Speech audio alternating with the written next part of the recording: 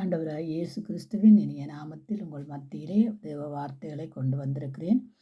தேவனுடைய வார்த்தைகள் இன்றைக்கு என்னென்று கேட்டால், சபை தோட்டத்தில் தேவனுடைய சத்தம், சத்ருவின் சத்தமும் தேவனுடைய சத்தத்தையும் பற்றி நாங்கள் இன்றைக்கு பார்க்க போகிறோம். ஏனென்று கேட்டால், தோட்டம் என்றது ஒரு சபை. அப்போ இந்த சபைகளில் நாங்கள் யாருடைய சத்தத்துக்கு செவி கொடுக்கிறோம் என்றதை கருத்தாக உங்கள் மத்தியிலே கொண்டு வந்திருக்கிறேன். ஒரு விசை நாங்கள் ஜெபம் பண்ணி அந்த வார்த்தைகளுக்கு நான் கடந்து செல்ல விரும்புகிறேன். தகப்பனே, உமக்கு நாங்கள் நன்றி சொல்லுகிறோம். ஆண்டவரே, தகப்பனே, நீங்கள் தந்த வார்த்தைகளுக்காய் நன்றி சுவாமி. இந்த வார்த்தைகள் உம்மிடத்திலே இருந்து வந்தது ராஜா. நீங்கள் பேசுங்க ஆண்டவரே. பரிசுத்த ஆவியானவரே, எங்களை பலப்படுத்துகிறவரே, நீங்கள் பேசும்படி ஆட்சேபிக்கிறேன். என் வார்த்தைகள் உங்களுக்குள்ளும் நீங்கள் எனக்குள்ளும் இருக்கும்போது கிரிகளை நடப்பிப்பேன் என்று சொன்னவர் நடத்தும்படி ஆட்சேபிக்கிறேன் சுவாமினி.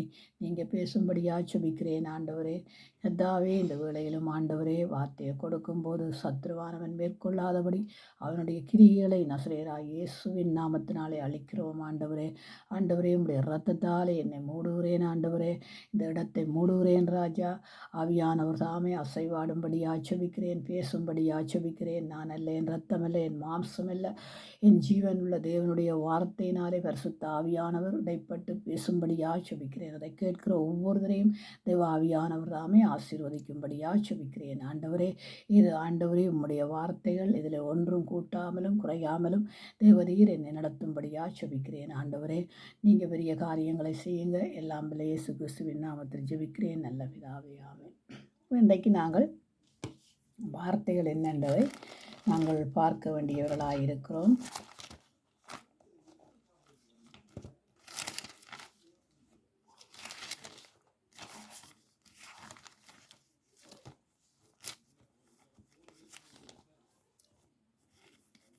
சாலமோனுடைய உன்னத பாட்டு. உன்னத பாட்டை நான் ஏன் எடுக்கிறேன்னு கேட்டால், இன்றைக்கு உன்னத பாட்டை குறித்து சில பேருடைய கருத்துக்கள் என்னென்று கேட்டால், உன்னத பாட்டு தேவனுக்கு பிரியமானதல்ல. ஏனென்றால் அது சாலமன் எழுதினபடியா அவன் சில காரியங்களை வர்ணித்து எழுதியிருக்கிறான் அப்படி என்று சொல்லி சில பாஸ்டர்மார் என்று சொன்னால், நான் செய்தியை கேட்டபடியாக உங்களுக்கு சொல்கிறேன் என்றால், சில பாஸ்டர்மார் உலகத்து ஜனங்கள் இது பிழை, இது தவறான காரியம் என்று சொல்லும்போது அதை பாஸ்டர்மார் ஒத்துக்கொள்ளினோம். ஆனால் அது பிழை. என்னென்று கேட்டால், சாலோமன் அதில் எழுதினது எல்லாம் தேவனுடைய சபையை குறித்து. சரியா? ஏனென்று கேட்டால், என் பிரியமே, என் ரூபவதி, நீ எழுந்து வா, என் நேசரை சந்திக்கின்றது உன்னத பாட்டில் தான் இருக்குது.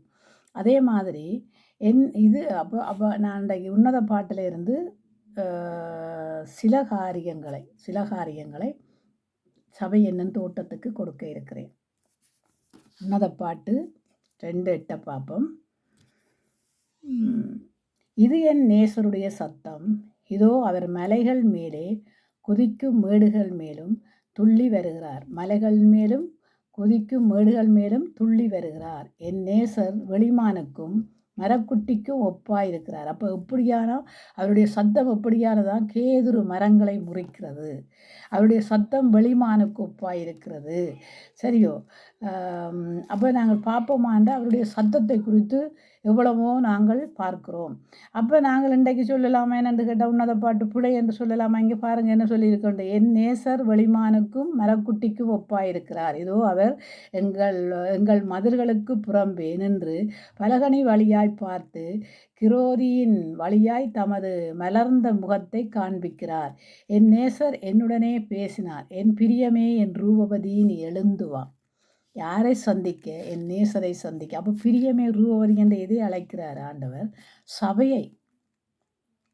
அதை அவன் வர்ணித்து சொல்கிறான். சாலமோனுடைய சபையில் இந்த புகைக்காட ஆண்டவருடைய வல்லமை இறங்கினது பாருங்க. அப்போ அதை வர்ணிச்சு இப்போ நீங்கள் சொல்லலாம் இல்லைவா, சாலமன் 1000 மணவாட்டியை முடித்ததுக்கு பிறகுதான் இதை எழுதினான்னு சொல்ல போகிறீங்களா? இல்லையே, உங்களுக்கு ஒன்றுமே தெரியாமல் எல்லாம் தெரிஞ்சவிய மாதிரி கதைக்கக்கூடாது. அப்போ இதை எப்படி எழுதினான், எதுக்கு எழுதினான், என்ன மாதிரி வர்ணிச்சிருக்கிறான்ன்றதை நீங்கள் அதை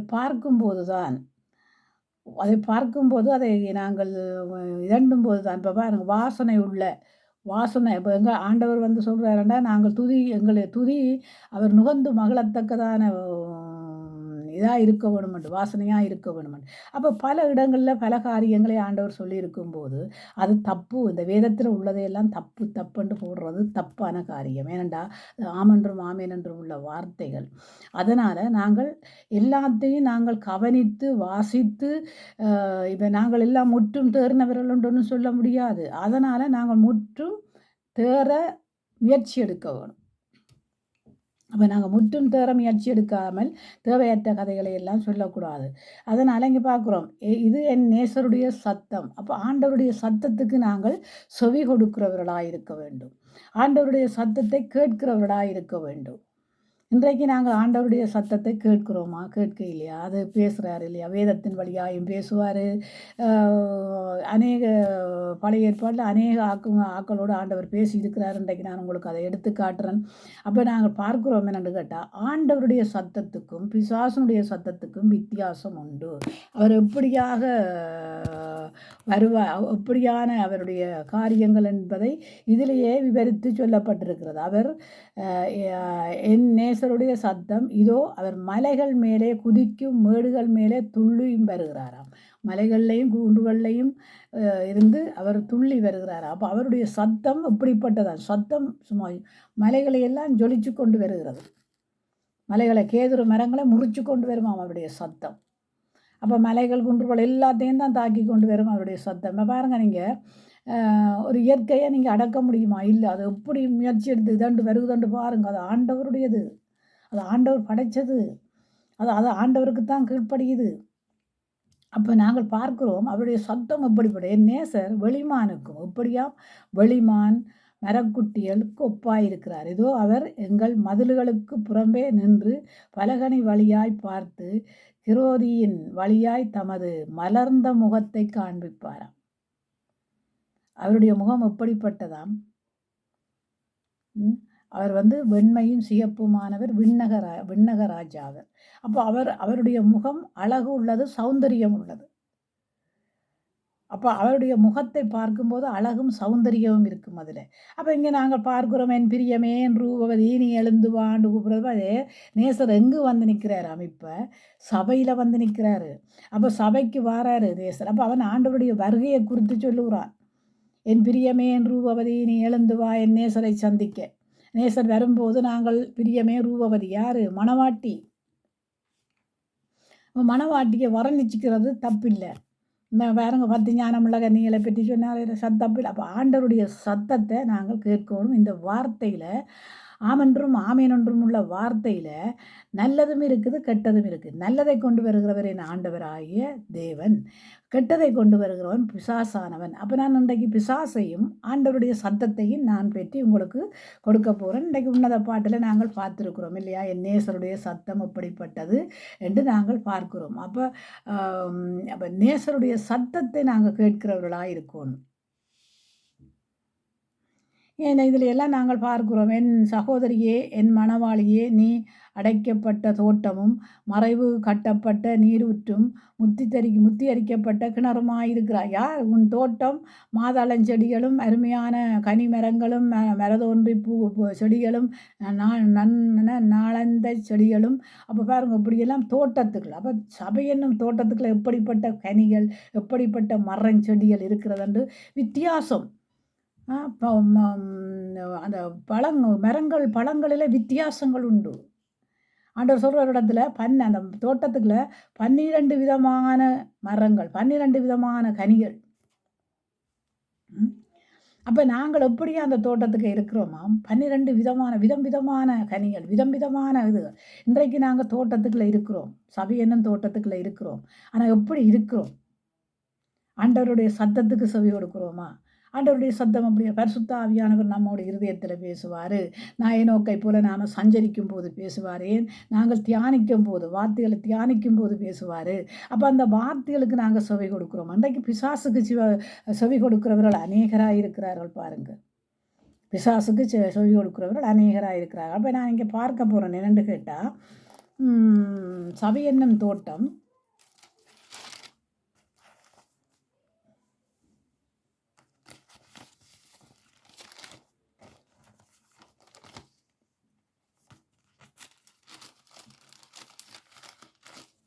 அதிகமாக 3ஆம் அதிகாரத்தில் நாங்கள் பார்க்க போகிறோம் என்னென்னு கேட்டால் ஆண்டவர் வந்து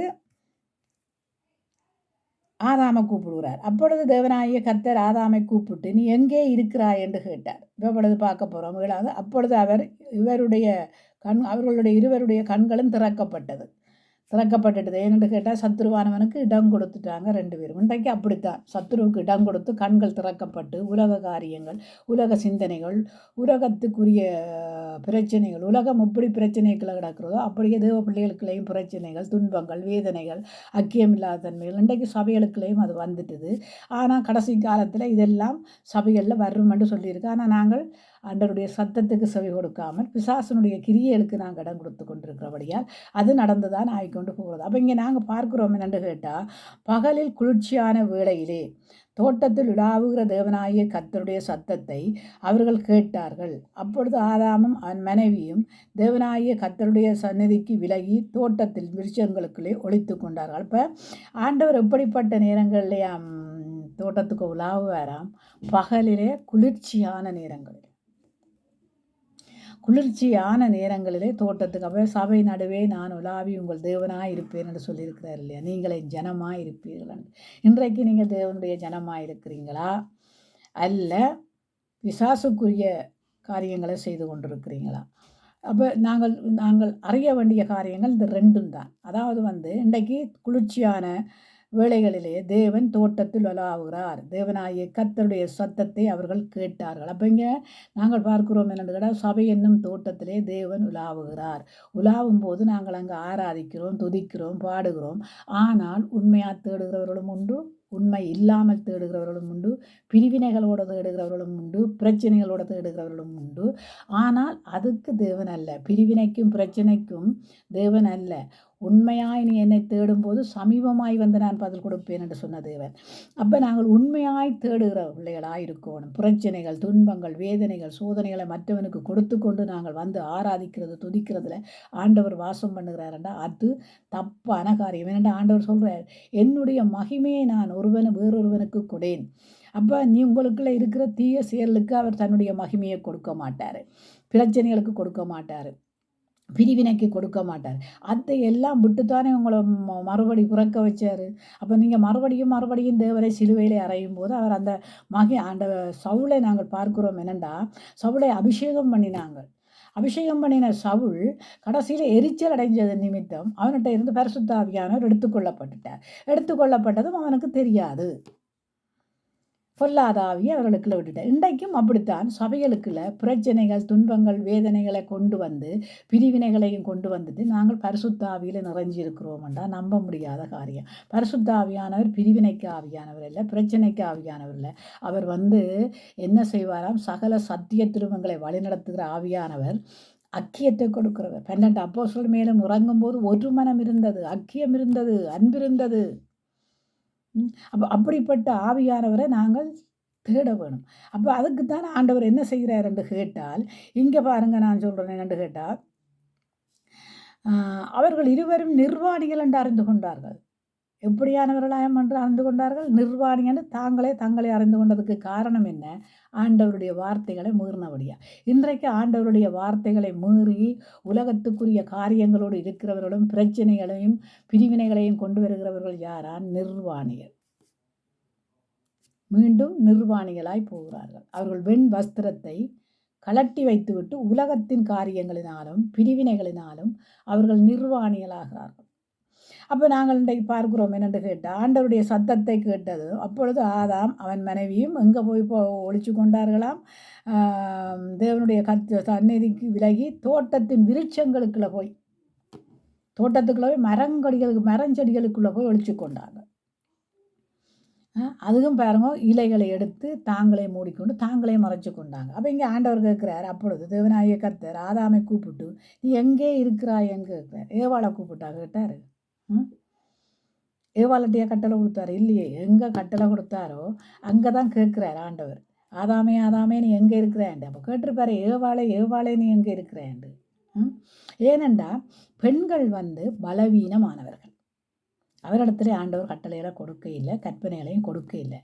ஆனாலும் பலவீனமானவர்களையும் நாங்கள் பலப்படுத்துறதுக்குத்தான் ஆதாமை ஆண்டவர் ஏவாளுக்கு ஏற்படுத்தி கொடுத்தார். ஆனால் ஆதாம் அதை இழந்து போனான் பாருங்க. ஆதாம் அதை இழந்து போனான். அப்போ ஆதாம் இழந்ததுக்கு காரணம் என்ன? ஏவாள். ஏவாள் வஞ்சிக்கப்பட்டதுக்கு காரணம் என்ன? சத்துரு. இங்கே பார்ப்போம் என்னடா, தேவநாயக கர்த்தர் உண்டாக்கிற சகல காட்டு விருட்சங்களை பார்க்கிலும் சர்ப்பமானது தந்திரமுள்ளது. அப்போ எப்படியா? அது தந்திரமுள்ளது. தந்திரமான பேச்சுகளினாலே கணவனை இழுத்து கொண்டார்.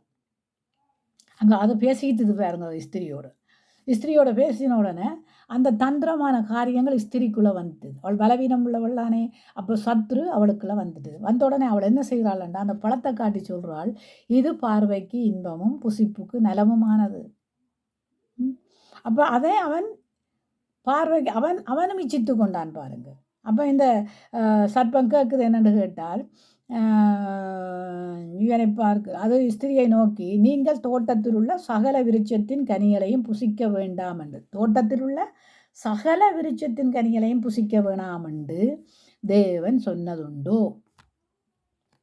அப்போ அவள் சொல்கிறாள் என்னென்னு கேட்டால், சர்ப்பத்தை பார்த்து, நாங்கள் தோட்டத்தில் உள்ள விருட்சங்களின் கனிகளை புசிக்கலாம், ஆனாலும் தோட்டத்தின் நடுவில் இருக்கிற விருட்சத்தின் கனியை குறித்து தேவன் நீங்கள் சாகாதபடிக்கு. அப்போ தோட்டத்துக்கு நடுவில் என்ன இருக்குது? சபைக்கு நடுவில் என்ன இருக்குது? இப்போ சத்ரு சபையில் கடைசி காலத்தில் ஆசனத்தை போட்டு நடுவில் தான் அமருவான் என்று சொல்லப்படும். சத்ரு எங்கே அமருவானாம்? நடுவில் தான் ஆசனம் போடுவான். அப்போ நடுவில் என்ன இருக்குதாம்? விளக்கப்பட்ட கனி இருக்குது. அப்போ நாங்கள் என்ன செய்ய வேணும்? அந்த நடுவை நோக்கி பார்க்காமல் தேவனை நோக்கி பார்க்கிறவர்களாக இருக்க வேண்டும். அப்போ சத்ரு நடுவில் தான் உட்காருவான். உட்கார்ந்து ஆசனத்தை போட்டுக்கொண்டு நான் தான் கடவுள் என்று சொல்லுவான். இன்றைக்கு சபைகளில் அப்படியாய்த்தான் இருக்கிறது. சத்ருவுக்கு இடம் கொடுத்து சாப்பிட முடியாத சாப்பாடுகளை எல்லாம் நாங்கள் சாப்பிட்றோம் பாருங்கள். எப்படி என்று சாப்பிட்றோம்னு பாருங்கள். இப்போ பாருங்கள், உங்களுக்கு கொலஸ்ட்ரால் இருந்தால் கொலஸ்ட்ராலுக்கு என்ன சாப்பிடணும் சாப்பிடக்கூடாதுன்னு இருக்குது இல்லையா? இப்போ தைரோட்டு இருந்தால் தைரோட்டுக்கு என்ன சாப்பிடணும் சாப்பிடக்கூடாதுன்னு இருக்குது இல்லையா? வயிற்றுக்கு போஜனத்துக்கு வயிறு மட்டும் இருக்கக்கூடாது இல்லையா? அதே மாதிரி தான் நாங்கள் எதை சாப்பிடணும், எந்த வார்த்தையை நாங்கள் கற்றுக்கொள்ளணும், எந்த சத்தத்தை கேட்கவும், தேவனுடைய சத்தத்தையா அல்லையென்று சொன்னால் பிசாசனுடைய சத்தத்தை. எங்கே பார்க்குறோம்?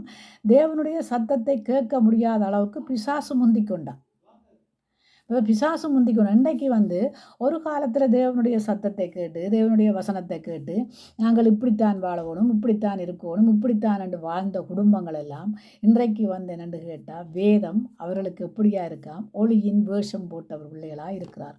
ஒளியின் வேஷத்தை நாங்கள் கடைசி காலத்திலே ஒளியின் வேஷத்தை தரித்து கொண்டு இருக்கக்கூடாது. அப்போ அந்த ஒளியின் வேஷம் என்ன? பிசாசின் கிரியல். அப்போ அந்த பிசாசின் ஒளியின் வேஷம் எப்படியானது?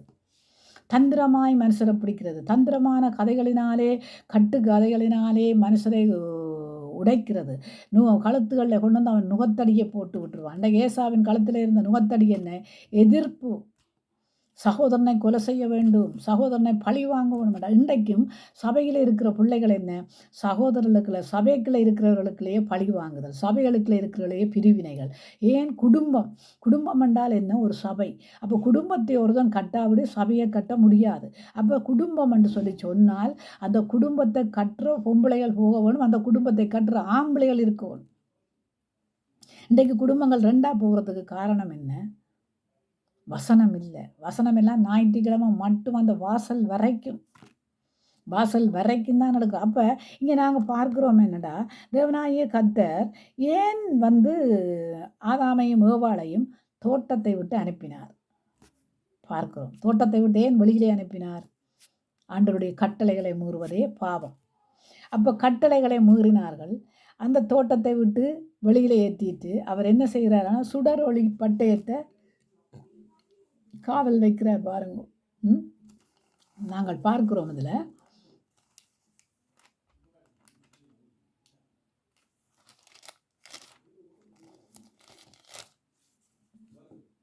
அவர் மனுஷனை துரத்தி விட்டு ஜீவ விருட்சத்துக்கு போகும் வழியை காவல் செய்ய தேவன் தோட்டத்துக்கு கிழக்கே கேருமீன்களையும் வீசிக்கொண்டிருக்கிற சுடரொளி பட்டயத்தை, அப்போ கேருமீன்கள் சுடரொளி பட்டயம் அதுக்கு காவல் பண்ணுகிறார் பாருங்க. இப்போ இவையில தள்ளி விட்டாச்சு தோட்டத்தை விட்டு. தோட்டம் ஒரு சபை. அப்போ நீங்கள் கட்டளைகளுக்கு கீழ்ப்படி, இன்றைக்கு நீங்கள் கட்டளைகளுக்கு கீழ்ப்படுகிறீங்களா? கட்டளைகள் வேதத்துக்கு சத்தியத்துக்கு நாங்கள் கீழ்ப்படுகிறோமா? உங்கள் பிள்ளைகள் கீழ்ப்படுகிறதா, இல்லை நீங்கள் கீழ்ப்படுகிறீங்களா? உங்களுக்கு வந்தவங்க கீழ்ப்படுகிறாங்களா, அல்ல யார் கீழ்ப்படுகிறது?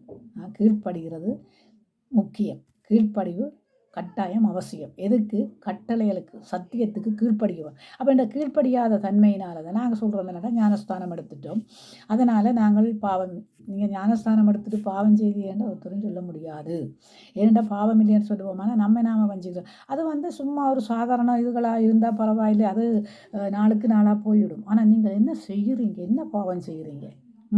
கர்த்தர் சொல்லாத காரியங்களை எல்லாம் சரி, குடும்பத்தை பிரிக்கிறீங்க, குடும்பத்தை ரெண்டாக்குறீங்க, பிள்ளைகளுக்கு ஒரு வார்த்தைகளை கற்றுக் கொடுத்து ஒரு வழிகளை நல்வழிகளை கற்றுக் கொடுக்குறீங்கள.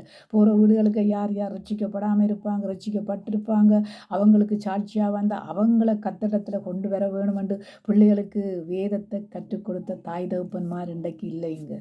எங்களுக்கு கற்றுத்தந்த வாய்மையோ தாய் தகப்பன்மார் கற்றுத்தந்தபடியாகத்தான் இன்றைக்கு நாங்கள் இந்த வேதத்தை இன்றைக்கு தூக்கி வச்சுக்கொண்டு நாங்கள் வேதமெண்டா என்னென்று நாளுக்கு நாளாக நான் வேதத்தை படிக்காமல் படுக்க மாட்டேன், வேதத்தை ஆராய்ச்சி செய்யாமல் படுக்கவே மாட்டேன். ஏனென்று கேட்டால் இதுதான் நமக்கு வாழ்க்கைக்கு வெளிச்சம். அப்போ எங்களை கொண்டு போகிறதும் இதுதான். அப்போ நாங்கள் இதன்படி நடக்கிறவர்கள். இன்றைக்கு ஆதாம்கிட்ட கொடுத்ததை ஆதாம் இழந்து போனான், ஏவாள்கிட்ட கொடுத்ததை ஏவாள் இழந்து போனாள். அவள் ஒரு வெறும் மண்பாண்டம், பலவீனமானவள். அப்போ அவளை நாரு குயவன் கையில் கொடுக்கப்பட்ட களிமண்ணுண்டா அதை ஆண்டவர் தான் வணைகிறேன். ஆண்டவர் வணையறதுக்கு முன்னம் நாங்கள் எப்படியா நடக்கப்படுத்துகிறோம். அப்போ இன்றைக்கு பார்க்குறோம், தேவனுடைய சத்தத்தை கேட்க வேண்டும். காயின் ஆவேலுடைய இதுகளை பார்ப்போம். ஆண்டவர் பார்க்குறது ஆவேலுக்கு தன் மந்தையின் ஊற்றுகளிலிருந்து ஆவேலும் தன் மந்தையின் தலையூற்றுக்களிலும் அவைகளின் கொழுமையானவைகளிலும் சிலவற்றை கொண்டு வந்தான். ஆவேலையும் அவன் காணிக்கையும் கர்த்தர் அங்கீகரிக்கவில்லை. இப்போ எங்கே கேட்குறாரு என்னென்று கேட்டால், கர்த்தர் காயினை நோக்கி அப்போ கூப்பிடுகிறார். காயினிட்ட சொல்கிறார், காயினை நோக்கி உன் சகோதரனாகிய ஆவேல் எங்கே என்றார். அப்போ இன்றைக்கு நீங்கள் என்ன செய்கிறீங்க? சகோதரர்களுக்குள்ள பிரிவினைகள், சகோதரிகள் பிரிவினைகள், சபையிலே பிரிவினைகள், வீட்டிலே பிரிவினைகள், குடும்பங்களுக்குள்ளே பிரிவினைகள். அப்போ இங்கே ஆண்டவர் கேட்குறார், உன் சகோதரன் எங்கே? உன் சகோதரனுக்கு நீ சாட்சியாக இருந்தியா? அவன் என்னத்தை கொண்டு தந்தான்? அவன் ஆட்டையும் அங்கே மந்தைகளை கொண்டு தந்தான். நான் அங்கேயே உன்னுடைய முகநாடி ஏன் வேறுபட்டது? இன்றைக்கு சகோதரங்களோட கதைக்கிறதுக்கு முகநாடி வேறுபாடு, மனைவியுடைய முகநாடி வேறுபாடு, பிள்ளைகளுடைய முகநாடி வேறுபாடு, குடும்பங்களுக்குள்ள வேறுபாடு, சபைகளுக்குள்ள வேறுபாடு, ஒருத்தரை கண்டா பிடிக்கலைன்னு சொன்னால் முகநாடி வேறுபாடு. அப்போ கர்த்தருடைய சத்தத்துக்கு செவி கொடுக்கல பாருங்க. அப்போ அவன் இன்றைக்கு செவி கொடுத்தான். ஏன்னு கேட்டால் கொலை செய்துட்டு தான் செவி கொடுத்துட்டு சொல்கிறான், உனக்கு ஏழு முறை தான் 7 தலைமுறை மட்டும் உனக்கு பழி சூழுமான்னு சொன்னோன்னா, ஐயோ ஆண்டவரே இப்படிப்பட்ட காரியம் எனக்கு நடக்கக்கூடாது இப்படி என்று சொல்கிறான் அவன். கர்த்தருக்கு பிரியமாக நடக்க இல்லை. அப்போ இன்றைக்கு நாங்கள் பார்க்குறோம் என்னென்று கேட்டால், கர்த்தருக்கு செவி கொடுக்கிறதே, அது 12 அப்போஸ்தலர் சொல்கிறாங்க, தேவனுக்கு கீழ்ப்படிவதே முக்கியம். மனுஷனுக்கு கீழ்ப்படுகிறது இல்லை, தேவனுக்கு கீழ்ப்படிய வேணும். இன்றைக்கு மனுஷர் கீழ்ப்படிஞ்சு பிசாசுடைய காரியங்களுக்கு ஈடுபட்டு போகிறார்கள் பாருங்கள். மனுஷருக்கு கீழ்ப்படுகிறாங்க. மனுஷர் யாருங்க? மனுஷன் தேவனால் உண்டாக்கப்பட்டவன். அதனால் அப்போலோ யார்? பவுல் யார்? என்னால் தெரிந்து கொள்ளப்பட்ட ஊழியக்காரர். நான் தான் அப்போலோ விதைச்சான், மற்றவன் நீர் பாய்ச்சினான், நான் விளையச் செய்தேன். அப்போ நீர் பாய்ச்சுகிறவனாலும் அல்ல, விளையச் செய்கிறவனாலும் நீர் பாய்ச்சுகிறவனாலும் அல்ல, விதைக்கிறவனாலும் அல்ல, விளையச் செய்கிற தேவனாலே தான் எல்லாம் ஆகும். அப்போ நாங்கள் என்ன செய்யப்பட போகணுமாம்? அவர் எங்களை விளைய வச்சிருக்கிறாரு, மற்றவர்களை விளைவுக்குள்ளே கொண்டு வர வச்சிருக்கிறார். நாங்கள் நினைக்கக்கூடாது ஆண்டவர் ஒரு வசனம் போட்டுக்கிறாரே நானும் என் வீட்டாரும் என்ற கத்தரையே செவிப்போம் என்று. அது நீயும் உன் வீட்டாரும் ரட்சிக்கப்பட்டால் அடுத்தவனை கொண்டு வரத்துக்கு தான் ஆண்டவர் அதை ரட்சிப்பு என்னும் பாத்திரத்தை எங்களுக்குள்ள தந்திருக்கிறாரு. அந்த தோட்டத்துக்குள்ள மற்றவனை கொண்டு வரத்துக்கு தான் உங்களை ஜீவனுள்ள பிள்ளைகளாய் மாற்றி பாவத்திலிருந்து விடுதலை கொடுத்து வீட்டை ஒரு தோட்டமாய் மாற்றி அதற்கு பழைய ஏற்பாட்டின் காலத்தில் இப்போ புதிய ஏற்பாட்டின் காலத்தில் பாருங்கள் வீடுகளில் சபை நடத்தினார்கள் என்று பார்க்குறோம். நீங்கள் சொல்லக்கூடாது வீடுகளில் சபை நடத்தக்கூடாது. வீடுகளில் சபை நடத்தினாங்கப்பா. வந்து நான் ரோமரில் உங்களுக்கு எடுத்து தரட்டுக்கா. வீடுகளில் சபை நடத்தினாங்க. எங்கும் தொழுது கொள்ளும் காலம் ஆண்டவரை. ஆனால் நீங்கள் என்ன செய்கிறீங்க? சரி, நீங்கள் தொழுது கொள்ளுகிற இடம் ஒரு தோட்டத்தை எடுத்து வச்சிருக்கிறீங்க. அந்த தோட்டத்தில் நீங்கள் நீதி நியாயத்தோடு கர்த்தருக்கு பயந்து கர்த்தருடைய வார்த்தைக்கு நடுங்கி செய்கிறீங்களா? உங்கள் பிள்ளைகள் நடுங்கி செய்கிறதா? பிரிவினைகளையும் பிரச்சனைகளையும் கொண்டு வருகிறவன் யாராம்? சத்துரு. இங்கே பார்க்கிறோம், ஏவாள் சத்துருவினால வஞ்சிக்கப்பட்டான். அந்த வஞ்சனைக்குள்ள ஆதாம் விழுந்தான் என்று பார்க்கிறோம். இன்றைக்கு அநேகர் அப்படித்தான் விழுந்து போவார்கள். எனக்கு தெரிஞ்ச ஒரு சகோதரி இலங்கையில் இன்றைக்கு எடுத்து சொன்னா என்னென்னு கேட்டால், இப்படி பிரச்சனை. ஒரு வயசு குறைஞ்ச பிள்ளை ஒரு பையனை திருமணம் செய்துச்சு. நல்ல ஓஹோண்டு திருமணங்கள் நடந்தது. ஆனால் அந்த ஓஹோண்டு திருமணம் நடந்து 3ஆம் மாதமோ 4ஆம் மாதமோ அவன் இந்தியாவுக்கு போய் வரணுன்ட்டு அவன் இந்தியன் ஸ்டூடியன் விட்டுட்டு போட்டான் இந்தியாவுக்கு. பிள்ளை கேட்டானடா லவ்வினால் நடந்த பிரச்சனை. இன்றைக்கு தாய் தகப்பன் வீட்டுக்கு ஏற்கவே இல்லை. நீ தாய் தகப்பனுடைய சொல்லு கேட்காமல் நீ வெளியில் போனபடியா நீ வெளியிலேயே அப்படியே போயிடு. இங்கே வர வேண்டாம். இப்போ வீடு வாசல் இல்லை, ஒன்றும் இல்லை. சாப்பாட்டுக்கு ஏதோ ஒரு இடத்துல போய் வேலை செய்யுது. வேலை செய்துட்டு வீடு வாசல் இல்லை, நித்திர விடுறதுக்கு இடம் இல்லைன்னு சொல்லி ஒவ்வொருத்தையும் போய் என்ன செய்திருக்குது? இளைப்பாறுதல் கேட்டிருக்கு. அந்த இடத்துல எனக்கு ஒரு ஆறுதல் தாங்கன்னு சொல்லி இன்றைக்கு ஒரு பாஸ்டர் எடுத்து அந்த பிள்ளையை ஜெபம் பண்ணி அந்த பிள்ளையை இது பண்ணி. அது காரணம் என்ன? கீழ்ப்படியாத தன்மை. கீழ்ப்படியாண்டா நாங்கள் நினைக்கிறோம்னடா இப்போ ஓஹோண்டு வாழ்கிறோம் உண்டு. பின்னுக்குத்தானுங்க வருங்க எல்லாம். பின்னுக்கு நடக்க போகிறத முன்னுக்கு நீங்கள் அறிய மாட்டீங்க. ஏன்டா ஆண்டவர் சொல்கிற என்னுடைய நினைவல்ல உன்னுடைய நினைவு, உன்னுடைய வழியும் இல்லை என்னுடைய வழி.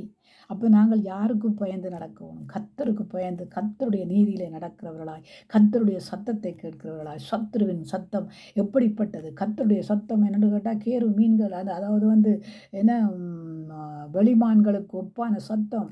கேதுரு மரங்களை முறிக்கிற சத்தம் கர்த்தருடைய சத்தம். பெருவெள்ளத்தின் இரைச்சலின் சத்தம் அது. இன்றைக்கி நாங்கள் பார்க்கிறோம் இல்லையா? அப்போ நாங்கள் என்ன செய்ய வேணுமா? கர்த்தருக்கு பிரியமாய் நடந்து கொள்ளணும். ஆதிகாமம் 3:8 பார்க்கிறோம். என்னென்று கேட்டால் ஆதிகாமம் 3:8 தான் நாங்கள் பார்த்து நாங்கள் இப்போ 3:8 ஆதிகாமம் மத்தேயு பார்ப்போம்.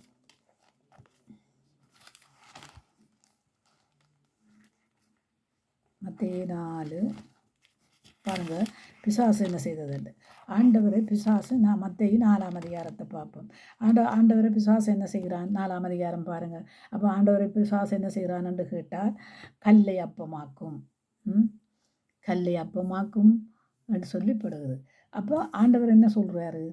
அவர் பரிசுத்த ஆவியினால தான் அவர் நடத்தப்பட்டு வனாந்திரத்துக்கு கொண்டு போகப்படுகிறார். ஆனால் அந்த வனாந்திர வழி என்றது நீங்கள் நினைக்கக்கூடாது அது எப்படிப்பட்ட வழி என்று உங்களுக்கு தெரியுமா? வனாந்திர பாதையால் தான் நாங்கள் வந்தோம். இடுக்கமும் நெருக்கமும் குறுகலுமான வாசல் வழியாகத்தான் நாங்கள் வந்தோம். ஆனால் நாங்கள் ஆண்டவரை கிறிஸ்துவை அறிந்தவர்களாக இருந்தோம், கிறிஸ்துவை உடையவர்களாக அல்ல. இன்றைக்கு கிறிஸ்துவை உடையவர்களாக இருந்த போது அந்த வனாந்திர பாதையை நாங்கள் நினைக்கிறோம். இப்போ இருக்கிற வனாந்திர பாதையை நாங்கள் நினைக்கிறோம். காரணம் என்றால் அந்த வனாந்திர பாதையினால் தான் நம்மை ஆண்டவர் கொண்டு வந்தார். இன்றைக்கும் நம்மை அந்த வனாந்திர பாதையினால் கொண்டு போகிற தேவனுடைய சத்தத்துக்கு செவி கொடுக்குறோம். அப்போ அப்படிப்பட்டவர்களாய் நாங்கள் இருக்க வேண்டும். அப்போ இங்கே பார்க்குறோம் என்னென்று கேட்ட ஆண்டவரை கொண்டு போய் வைத்து ஆண்டவரையே சோதித்த சாத்தான் என்று சொல்லும்போது உங்களை சோதிக்கிறதுக்கு எம்மாத்திரம்? ஏன்னா ஆதாம் சோதிக்கப்பட்டான், ஏவாள் சோதிக்கப்பட்டான். நீங்கள் எம்மாத்திரம் சோதிக்கப்படுறதுக்கு? அப்போ என்ன செய்ய வேணுமாம்? வசனத்தை நாங்கள் எப்படியாய் ஆவிக்குரியவர்களாக இருந்து ஆவியானவர் நானும் இருந்து அந்த வசனத்தை பிடிச்சு கொள்ள வேணும். அப்போ எங்களுக்கு தெரியும், ஓஹோ இது பிசாசானவன் கொண்டு வருகிறார், இது ஒரு பிசாசானவன் கொண்டு பிரிவினைகளை பிசாசு கொண்டு வருகிறது, பிரச்சனைகளை பிசாசு கொண்டு வருகிறது.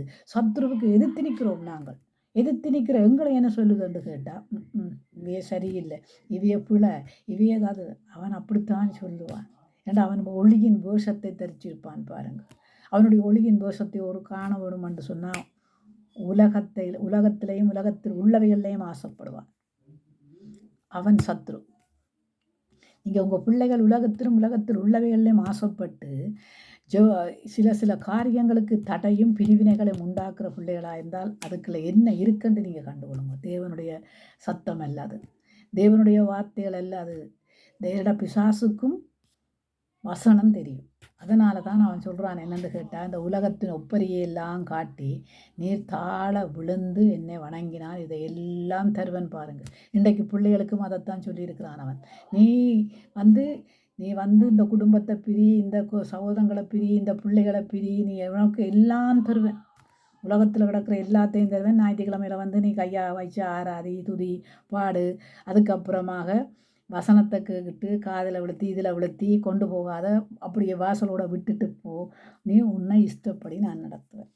கடைசி காலத்தில் சத்ரு அப்படித்தானுங்க வஞ்சிப்பான் ஜனங்கள். அப்போ வஞ்சனைக்கு நாங்கள் இடம் கொடுக்காதபடி பார்க்கப்பட வேணும். அதனால தான் ஆண்டவர் ஏதோன் தோட்டத்தை விட்டு அவர்கள் பூமி சபிக்கப்பட்டது, அங்கால போக விட்டார். இப்போது இன்றைக்கும் தோட்டத்தில் இன்றைக்கு பல சபைகள் இடிக்கப்படுகிறது. ஏன் பல சபைகள் என்னத்துக்கு நொறுக்கப்படுது? ஏன்னு கேட்டால் அவங்களுக்குள்ள விசுவாசம் அற்று போச்சு. விசுவாசமே கிடையாது. ஏன் சபையை விட்டு சபை மாறுகிறோம்? சபையில் இன்றைக்கு ஒரு சபை, நாளைக்கு ஒரு சபை. ஏன்னு கேட்டால் அவங்க இடிக்க போகிறாங்க, விற்க போகிறாங்க, நாட்ட போகிறாங்க.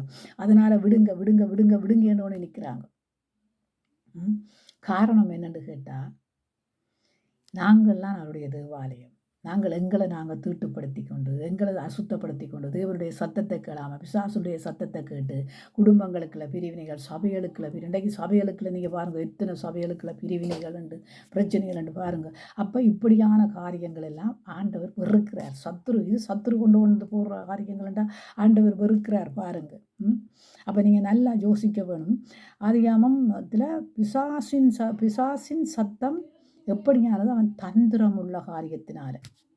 ஆண்டவருடைய சத்தம் அப்படி இல்லையப்போ, சொன்னது தான். மோசைக்கு சொல்கிறார், மோசையை பாருங்க, மோசைக்கு முச்சடியிடேனண்டு ஆண்டவர் சொல்கிறார். மோசை யாத்ராமத்தில் நீங்கள் பாருங்கள், மோசையை கூப்பிட்றார். மோசையை யாத்ராமம் 1ஆம் அதிகாரம், யாத்ராமம் பாருங்க, உங்களுக்கு எடுக்கும் யாத்ராமம்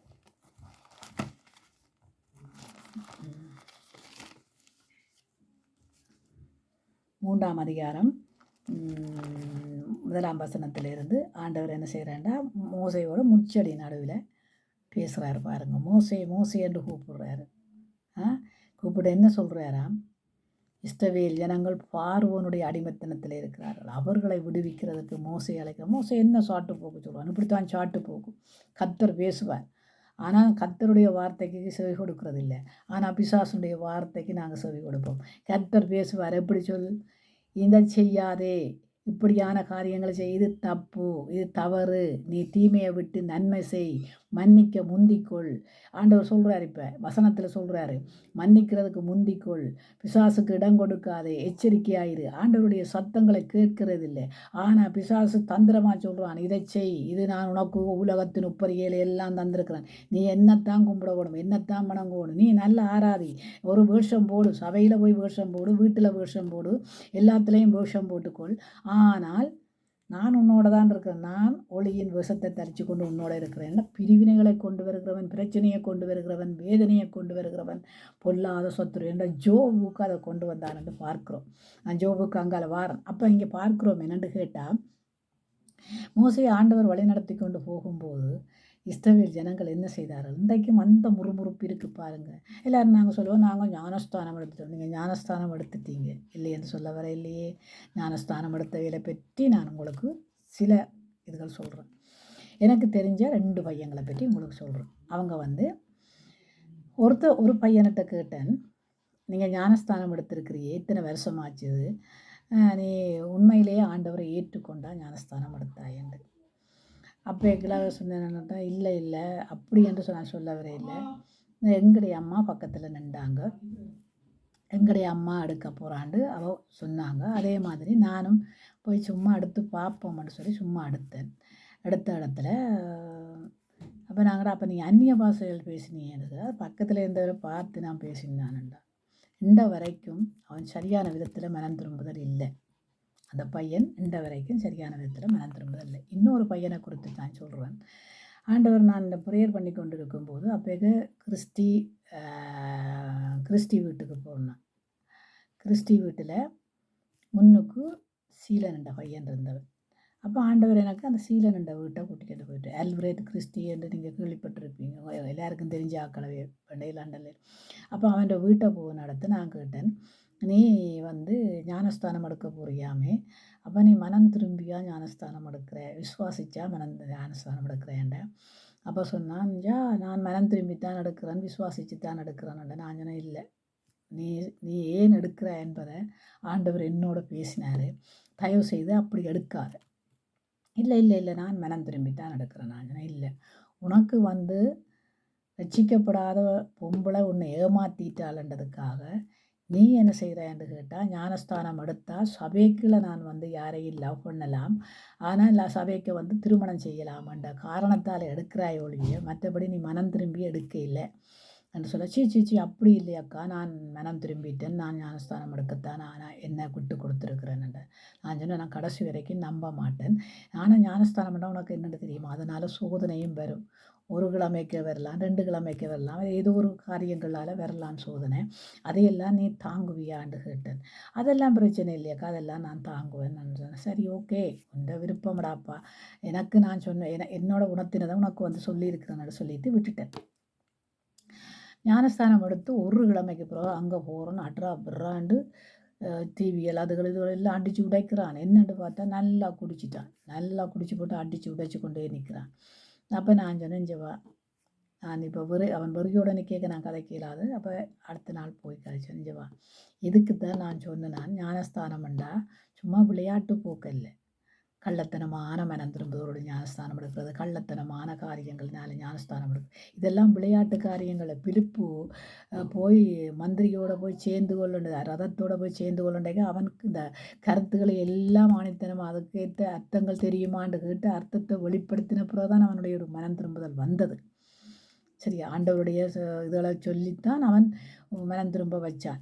உடனே சொல்கிறான், தண்ணீருக்கு தடையே நண்டு. அப்போ அது ஒரு சரியான விதத்தில் ஒரு மனம் திரும்புதல். அப்போ இன்றைக்கு நாங்கள் பார்க்கிறோம் என்னென்று கேட்டால், அந்த மனம் திரும்புதல், கள்ளத்தனமான மனம் திரும்புதலோடு எடுத்தவங்கள் எல்லாம் இன்றைக்கு இல்லை. ஆண்டவரோட ஆவியானவரால் நாங்கள் ஏவப்பட்டு பார்க்கணும், இவர்கள் சரியான விதத்தில் மனம் திரும்பி எடுக்கிறார்களா, பிழையான விதத்தில் மனம் திரும்பி எடுக்கிறார்களான்னு பார்க்க வேண்டியவர்களாக இருக்கிறவங்க ஆவிகளை பகுத்தறிகிற ஞான வரம் வேணும் எங்களுக்கு. யார்கிட்ட என்ன ஆவி இருக்குன்னு ஞான வரம் வேணும். அப்போ நாங்கள் இன்றைக்கு ஆண்டவருடைய சத்தத்துக்கு நாங்கள் செவி கொடுக்கிறோம். பிசாசுடைய சத்தம் எப்படிப்பட்டது, ஆண்டவருடைய சத்தம் எப்படிப்பட்டதுன்றதை உணர்ந்து புரிஞ்சு நடக்க வேண்டியவர்களா. இன்றைக்கு நீங்கள் யோசிச்சு பாருங்கள், நாங்கள் வந்து ஆண்டவருடைய சத்தத்துக்கு நாங்கள் செவி கொடுக்கிறவர்களாக இருக்கணும். வேண்டாம், அழிவுகள் கூடியிருக்குது, அழிவுகள் கூடியிருக்கு. இன்றைக்கு கேரளாவில் நீங்கள் பாருங்கள், 1000க்கும் மேற்பட்ட ஜனங்கள் வெள்ளம் அடித்து கொண்டு போயிட்டுது. அப்படியே அடித்து கொண்டு போனால் தான் ஒரு பிரேதம் கூட எடுக்கலையே அவங்க. ஆனால் எடுத்ததெல்லாம் அந்த சேத்துக்களையும் அதுக்களையும் இதுக்களையும் புதருக்களையும் புதஞ்சு கிடக்கிற பிரேதங்களை தான் எடுத்து கொண்டிருக்கிறாங்க. ஆனால் சனத்தை அப்படியே கொண்டு போயிட்டு ஒரு சனத்தை எடுக்க முடியாது. ஆனால் ஆண்டவர் என்ன சொல்லியிருக்கிறாருன்னு தெரியுமா உங்களுக்கு? சமுத்திரம் தான் விழுங்கினதை ஆண்டவர் வரும்போது ஆண்டவருடைய கரத்திலே ஒப்படைக்கும். அங்கங்கே இருக்கிற மற்றவர்கள் எல்லாம் ஆண்டவருடைய கரத்தில் ஒப்படைக்கும். அப்போ நாங்கள் சமுத்திரம் பாருங்க பொங்கி வழிய ஆண்டவருடைய கிருபை, அப்போ ஆண்டவருடைய மகத்தான காரியங்கள் படைப்பு. அப்போ நாங்கள் கர்த்தருக்கு பயப்படுகிற பயம் இருந்தால் இந்த பூமியில் இருக்கும்போது என்ன செய்யும், எங்கள்கிட்ட ஒரு மனம் இருக்கும். ஒரு மனம் இல்லாத இடத்துல பிசாசு கிரிய செய்வான். ஒரு மனம் இல்லாத இடத்துல பிசாசு ஆளுகை செய்வான். அப்போ பிசாசை நாங்கள் எப்படி இனங்கண்டு கொள்ள வேண்டும்? அவன் செய்கிற காரியங்கள் என்ன? முதலாவது, யாரை நான் விழுத்துவேன் என்று. அப்போ நல்ல பயங்கரமான ஊழியக்காரர்களை விழுத்துவான், நல்ல பலிப்பிடத்தில் நிற்கிறவர்களை விழுத்துவான், இச்சையை கொடுப்பான், எழுப்புண்டு போகிற காரியத்தை கொடுப்பான், பிரச்சனைகளை கொடுப்பான், பிரிவினைகளை கொடுப்பான். மனைவிமார் இடரத்தக்கதான வழிகளை மனைவிமார் செய்வார்கள். அவமானத்தை உண்டாக்குற வழிகளை மனைவிமார் செய்வார்கள். இன்றைக்கு பாருங்கள், மனைவிமாரால் கணவன்மார் இவ்வளவு பேர் மானம் மரியாதையெல்லாம் விற்று போட்டு போகிறாங்க பாருங்கள். அப்போ ஏன் ஆதாம் சரிவர ஏவாளை நடத்தாமல் அவள் வஞ்சிக்கப்பட்டு கொண்டே இருக்கிறாள்? ஏனென்றால் அவளைய பலவீனமானவர்கள். அப்போ நாங்கள் பலவீனமானவர்களை யாராம் பலப்படுத்த வேணும்? கணவனை கணவன் மனைவியை பலப்படுத்த, மனைவி பலப்பட்டதுக்கு பிறகு கணவனை பலப்படுத்த, பிள்ளைகளை பலப்படுத்தத்தான் அது குடும்பம். அப்போ நாங்கள் இன்றைக்கு என்ன செய்கிறோம் என்று கேட்டால், சபைகளுக்குள்ள பிரச்சனை, வீடுகளுக்குள்ள பிரச்சனை, மனைவிமாருக்குள்ள பிரச்சனை, கணவன்மாருக்குள்ள பிரச்சனை, மாமிமாருக்கு பிரச்சனை, மச்சினிமாருக்குள்ள பிரச்சனை, ஒரு ரட்சிக்கப்படாத இத்தினிமார் மச்சுனன்மாரை கொண்டு வருவதற்கு ரட்சிக்கப்பட்ட ஆவிக்குரிய பிள்ளையாக இருந்தால் தான் அந்த குடும்பத்தில் இருக்கிறவர்களை கொண்டு வர முடியும். இது பிசாசோட இருந்து பிசாசோட கிரியைகளுக்குள்ள இருந்து உலகத்து காரியங்களை நினைச்சு, உலகத்து சிந்தனைகளை நினைச்சு குடும்பத்தை பிரித்தா ஆத்தும ஆதாயம் வெளியேறப்பெற்றது. ஆத்துமாக்களை கொண்டு வர்றதுக்கு ஒரு ஆத்துமாவும் உங்களுடைய பிள்ளைகள் கொண்டு வருகுதுகளா? ஒரு ஆத்துமா ஏன் கட்டின குடும்பத்துக்குள்ள போய் கொண்டு வருகுதுகளா? கட்டின வீடுகள் நம்ப மாட்டீங்க. என்னென்னு கேட்டால், நான் ரட்சிக்கப்பட்ட மூட்டம் 92ஆம் ஆண்டு நான் ரட்சிக்கப்பட்டேன். 92ஆம் ஆண்டு நான் ரட்சிக்கப்பட்ட மூட்டம். இங்கே நம்ப மாட்டீங்க.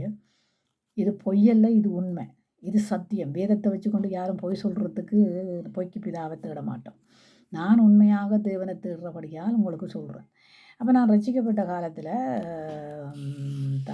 இங்கே வத்தலையில் ஒரு 2 வருஷமாக ஒரு பிள்ளை உண்டு, சைவக்கார பிள்ளை உண்டு. அங்கே வந்து வந்து வந்து வந்து எங்களோட ஜெபத்தில் தரிச்சிருக்கிறது.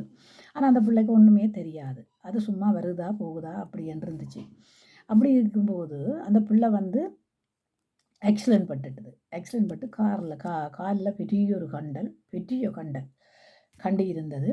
அப்போ எல்லாரும் போய் பார்க்கணும். அப்போ நான் அந்த தோட்டத்துக்குலாம் முதல்ல பழக்கம் இல்லாத ஆள். அந்த சேர்ச்சுக்கு மட்டும் இந்த ஜெபத்துக்கு மட்டும் போகிறதையோடைய யாரோடையும் பெருசாக இப்போயும் நான் ஒரு தடவை பெருசாக இது இல்லை. அப்போ நான் என்ன செய்கிறேன், அந்த பிள்ளைய போய் பார்க்க வேணுமேன்ட்டு இருந்தேன். நான் அப்போ புதுசாக ரட்சிக்கப்பட்டேன். அப்போ நான் ஆண்டவரிடத்துல இருந்து கேட்டேன், ஆண்டவரே எல்லாரும் போய் பார்க்குறாங்க, ஆனால் நானும் அந்த பிள்ளையருக்கா போய் பார்க்கணுமே ஆண்டவரேன்ட்டு. அப்போ நான் சொல்லி போட்டு அடுத்த நாள் அந்த தோட்டத்துக்குள்ளே ஜெபம் பண்ண போயிருக்கல. ஆண்டவர் என்னமோ தெரியலை, அப்படியே கொண்டு அந்த வீட்டில் விட்டார். ஆனால் அதுகள் வாண்ட அழைச்சிகள் அந்த அந்த காலை பார்த்தேன். ஆப்ரேஷனுக்கு டேட் வைக்க சொல்லியிருக்குதுன்னு சொன்னாப்புல நான் சொன்னேன், நீங்கள் ஆப்ரேஷன் பண்ணவே வேண்டாம். உடனே என்ன செய்தேன்டா, நல்லெண்ணெய் எடுத்தேன், தேங்காய் காரையை எடுத்தேன், முட்டை எடுத்தேன், மஞ்சள் எடுத்தேன், எல்லாம் போட்டு எல்லாம் சூடாக்கி அப்படியே என்ன செய்தேன்டா ஒரு சீலையிலேருந்து ஒத்தனம் பிடிச்சி அந்த ரத்த கரையலை நல்லா இது பண்ணிட்டு கட்டி விட்டேன். ஆப்ரேஷனும் இல்லை ஒன்றும் இல்லை, ஆண்டவரின் நாமத்தினாலே அந்த பிள்ளைக்கு நல்ல சுகம் உண்டாயிடுச்சு. அதுக்கப்புறம் அந்த சுகம் உண்டானதுக்கப்புறம் அந்த பிள்ளை நினச்சது அற்புதம் நடக்குது, அதிசயம் நடக்குதுன்னுட்டு ஒரு நாள் வந்து கேட்டாங்க, ஆண்டி எனக்கு சின்ன உதவி செய்வீங்களா என்னன்னு கேட்க, எனக்காக ப்ரேயர் பண்ணுறீங்களா என்னத்துக்குன்னு கேட்டேன். நான் இப்படி சவுதிக்கு போகிறதுக்கு எனக்கு டிக்கெட் வந்திருக்குது, ஆனால் நான் குழந்தை வயிற்றில் இருக்கிறபடியாக நான் போக முடியாது, எனக்கு நீங்கள் குழந்தை அழிகிறதுக்கு. அப்போ நான் சொன்னேன், நல்ல கேள்வியாக நல்ல கேள்வியாக இது.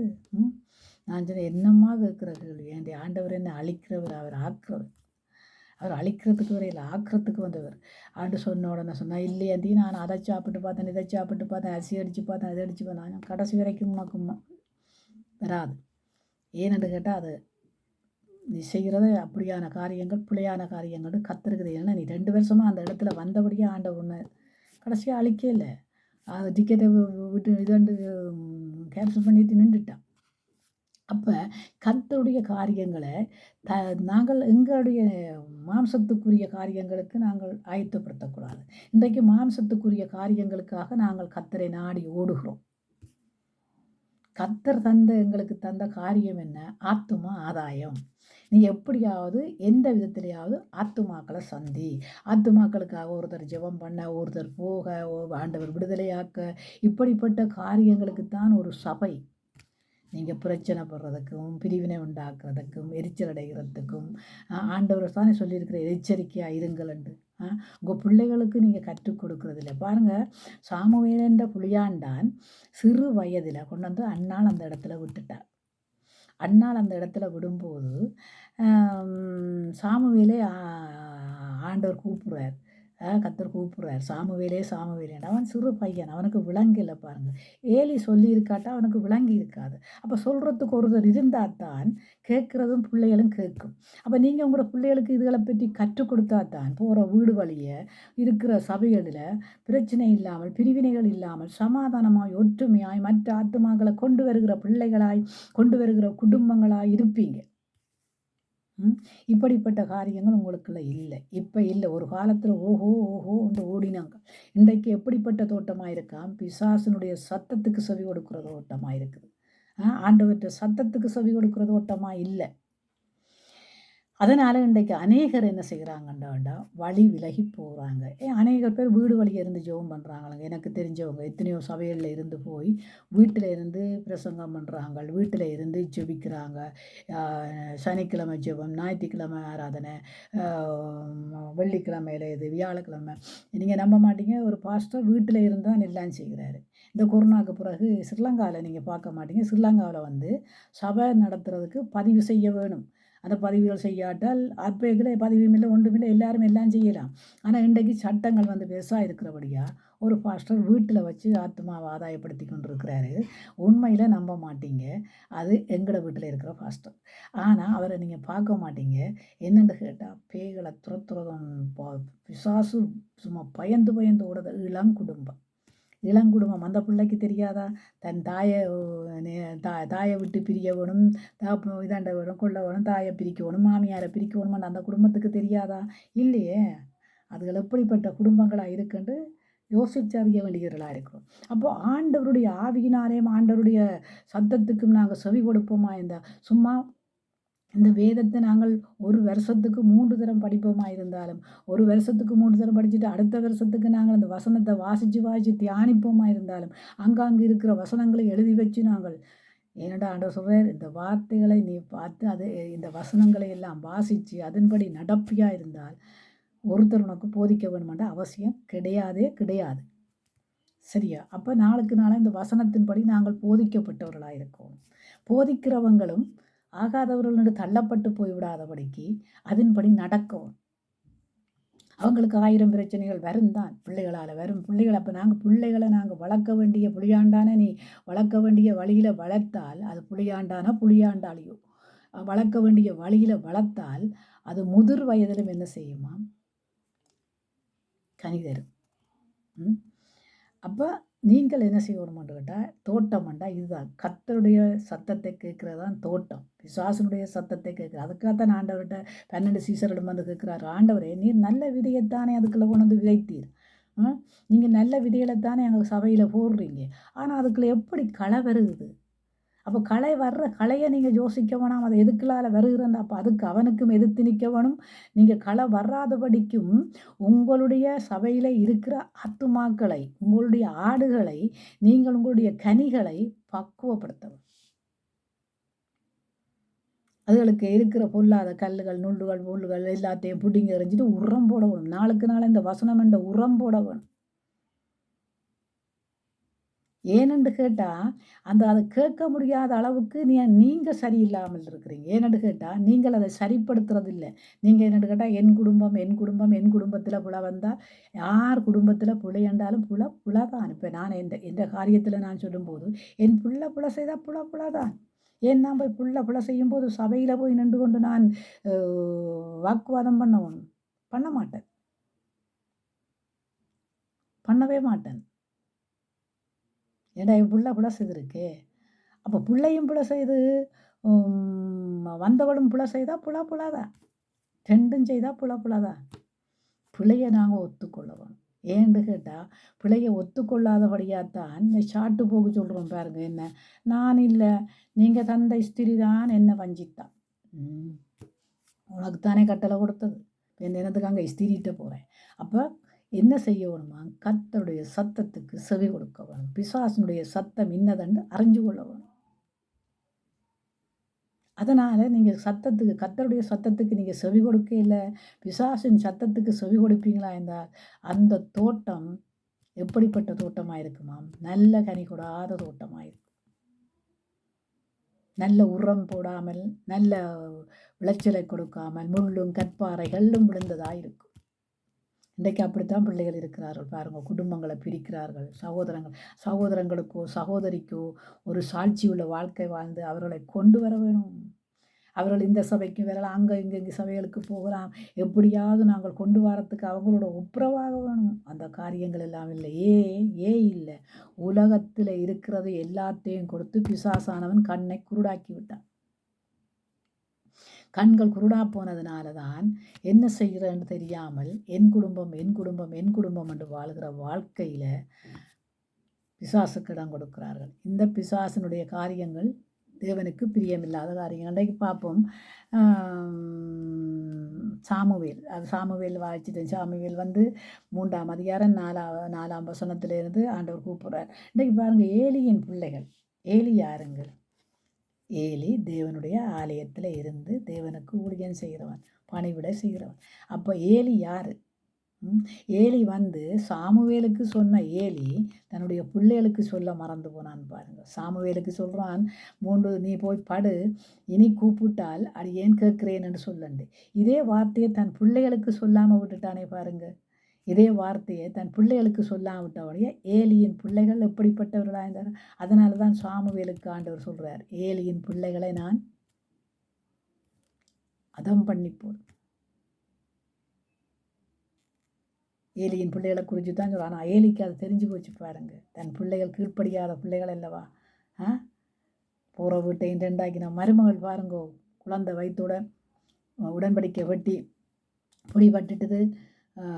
ஏலி மறிச்சிட்டானோட உடனும் பா. அப்போ நாங்கள் என்ன செய்ய வேணும்? கர்த்தருடைய சத்தத்துக்கு நாங்கள் செவி கொடுக்கணும். கர்த்தருடைய சத்தத்துக்கு செவி கொடுக்குவேன். இன்றைக்கு பிரிவினைகளின் ஆவியோடும் பிரச்சனைகளின் ஆவிகளுக்குள்ளேயும் கர்த்தருடைய ஆவியானவர் இருப்பாரா? கடைசி வரைக்கும் இருக்க மாட்டார். ஒரு குடும்பமாக இருந்தாலும், ஒரு தாயாக இருந்தான்னு, ஒரு சகோதரங்களாக இருந்தானே, யாராக இருந்தாலும் பிரிவினைகளை கொண்டு வருகிறவர்கள் மத்தியில் இருக்க விரும்ப மாட்டாங்க. நான் இருக்க விரும்ப மாட்டேன். அதாவது இருக்க விரும்ப மாட்டேன்னா, நான் அந்த இடத்துல நான் அந்த இருப்பேன். ஆனால் அவங்களுடைய காரியங்களுக்குள்ள ஆளுகை செய்ய போக மாட்டேன். ஏனென்று கேட்டால் அது பிடிக்காத ஆவி. ஆண்டவருக்கும் எங்களுக்கும் தூரமான ஆவி. ஆண்டவர் கடைசி காலத்தில் அக்னியில் போடப்படுகிற ஆவி. எங்களுடைய பரிசுத்த ஆவியானவரோ நாளுக்கு நாளாக எங்களை பரிசுத்தப்படுத்துறது மட்டுமல்ல, நம்ம வேதத்தில் வளர்க்கிறவராக இருக்கிறார் பாருங்க. ஓ ரீகாபா சந்தா, அவரை பற்றி நாங்கள் சொல்ல போனாவோ ஏன்னா அவரை வர்ணிக்கும் போது உன்னத பாட்டு வர்ணிக்குது பாருங்க. இதான் உன்னத பாட்டு. என் பிரியமே என் ரூபவதி, நேசரை சந்திக்கவா. இன்றைக்கு நீங்கள் நேசரை சந்திக்க ஆயத்தமாக இருக்கிறீங்களா? எத்தனை குடும்பங்களை பிரித்து வச்சுருக்கிறீங்க? எத்தனை குடும்பத்தோட உறவுகளோட கிளிசல். இப்படிப்பட்ட காரியங்களை நாங்கள் வச்சுக்கொண்டு சபைகளில் நாங்கள் தேவனுடைய பிள்ளைகள் ஆகையால் தேவனுடைய காரியங்களிலே நாங்கள் அசட்டியாக இருக்கக்கூடாது, வசதியாக இருக்கக்கூடாது. கர்த்தருக்கு பிரியமாய் நடக்கிறவர்களாக இருக்க வேணும். இன்றைக்கு நாங்கள் பார்க்குறோம்,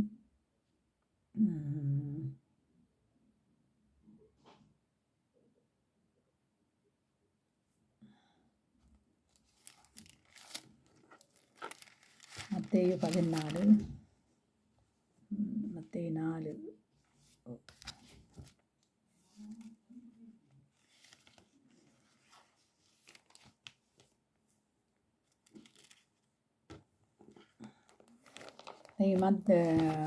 1 சாமுவேல் இல்லை 1 நாளாகமம் 21:1 பார்ப்போமா.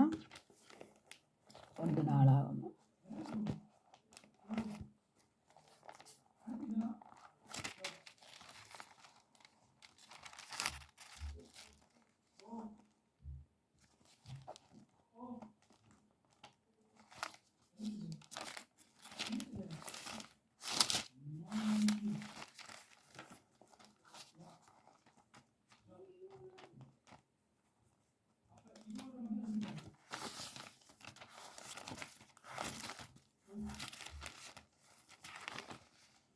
1 நாளாகமம்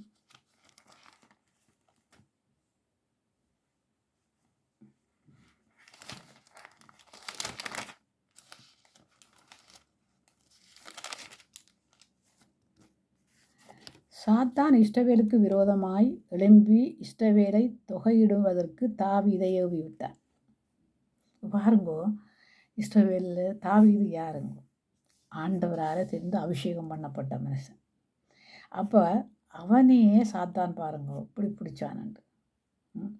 அப்போ சனத்தை தொகையிடும்படிக்கு எடுத்துக்கொண்டான். அப்போ அவன் பாருங்க சாத்தானுக்கு இடம் கொடுத்தான். ஆண்டவருக்கு கோபம் உண்டது. மூன்று வார்த்தையை வைக்கிறார் பாருங்க. எது தேவை உனக்கு? எது நீ உனக்கு தேவை?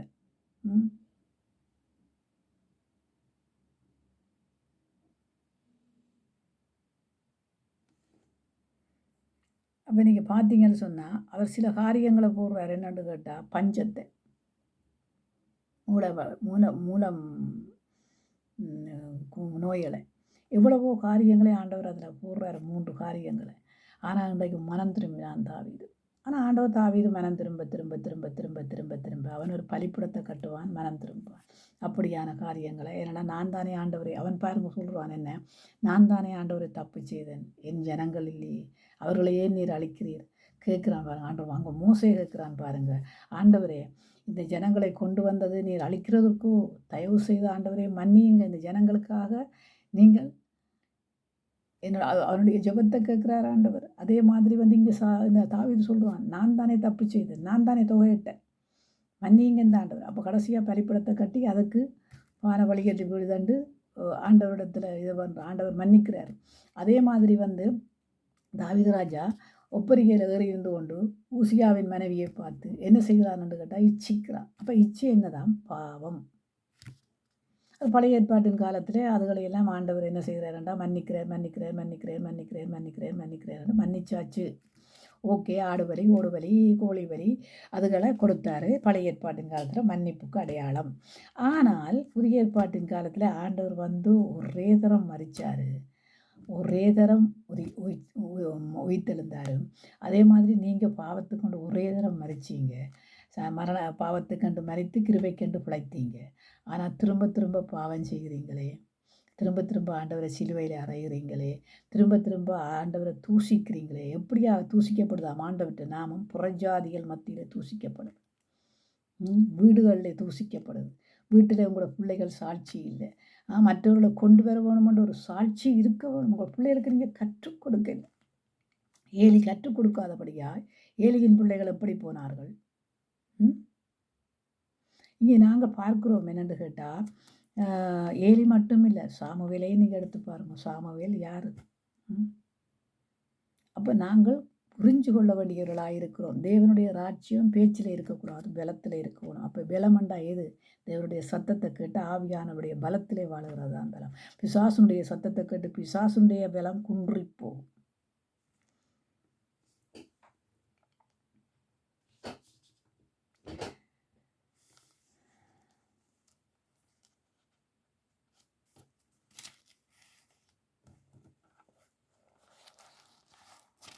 நாங்கள் பார்க்குறோம் யாத்திரா 16:20 சபையை விட்டு பிரிந்து போங்கள் என்று ஆண்டவர் சொல்கிறேன். இந்த சபையில் நீங்கள் எப்படிப்பட்ட காரியங்களை செய்கிறீங்க? சபைகளை விட்டு பிரிந்து போங்கள்.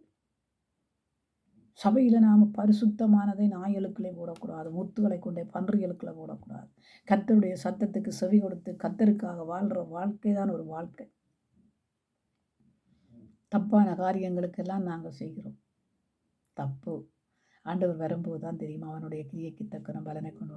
உன் அம்மாவோட கோவிச்சு கொண்டு நீ பலிப்படத்தில் நின்று ஆராதிக்கிறாய், அக்காவோட கோவிச்சு கொண்டு அண்ணாவோட கோவிச்சு அவங்கள ஆறு அவங்கள நீங்கள் கொண்டு வர வேண்டிய நீங்கள். இன்றைக்கு அநேக சபைகளில் தான் நடக்குது. திருமணம் ஆகிட்டு டைவர்ஸ், பாஸ்டர்ட்ட பிள்ளைகள் டைவர்ஸ். இன்றைக்கு திருமணங்களை ஒன்று செய்து கொடுக்க வேணும் என்று சொல்லி சொன்னால் உடனே கேட்குறாங்க, யாருடைய பிள்ளைகள், எவருடைய பிள்ளைகள்? ஆவிக்குரிய பிள்ளைகள். நான் சொன்னேன், ஆவிக்குரிய பிள்ளைகள் என்னென்று கண்டுகொள்ள போகிறீங்க? உங்களுக்குள்ள ஆவி இருந்தால் தான் ஆவிக்குரிய பிள்ளையை கண்டுகொள்ளலாம். உங்களுக்கு ஆவி இல்லைன்னா ஆவிக்குரிய பிள்ளையை கண்டுகொள்ள முடியாதே. பேசுகிறது எங்கட கடமையாக இருக்கலாம், ஆனால் நீங்கள் ஆவியில் நிறையப்பட்டால் தான் அவங்கள கண்டுகொள்ளலாம். ஆனால் எங்களுக்கு கண்டுகொள்ள முடியும், நாங்கள் கண்டுகொள்ள முடியும். ஆனால் நாங்கள் சொன்னால் நீங்கள் எரிச்சலில் சொல்கிறாங்க, ஒரு ஆண்மையில் சொல்கிறாங்க, வாக்குவாதம். அதனால் நாங்கள் சொல்ல மாட்டோம். நீங்கள் உங்களுடைய பரிசுத்த ஆவியினால் கண்டு எனக்குள்ள இருக்கிற ஆவியானவர் சொல்கிறார், பேசாதே என்று. என்று சொல்லுவேன். இது பேசாது, இந்த கல்யாணத்தை பேசாது, இந்த கல்யாணத்தை செய்து கொடுக்காது. இப்படி பல காரியங்களை ஆண்டவர் அடுக்குவார். நாங்கள் செய்ய மாட்டோம்.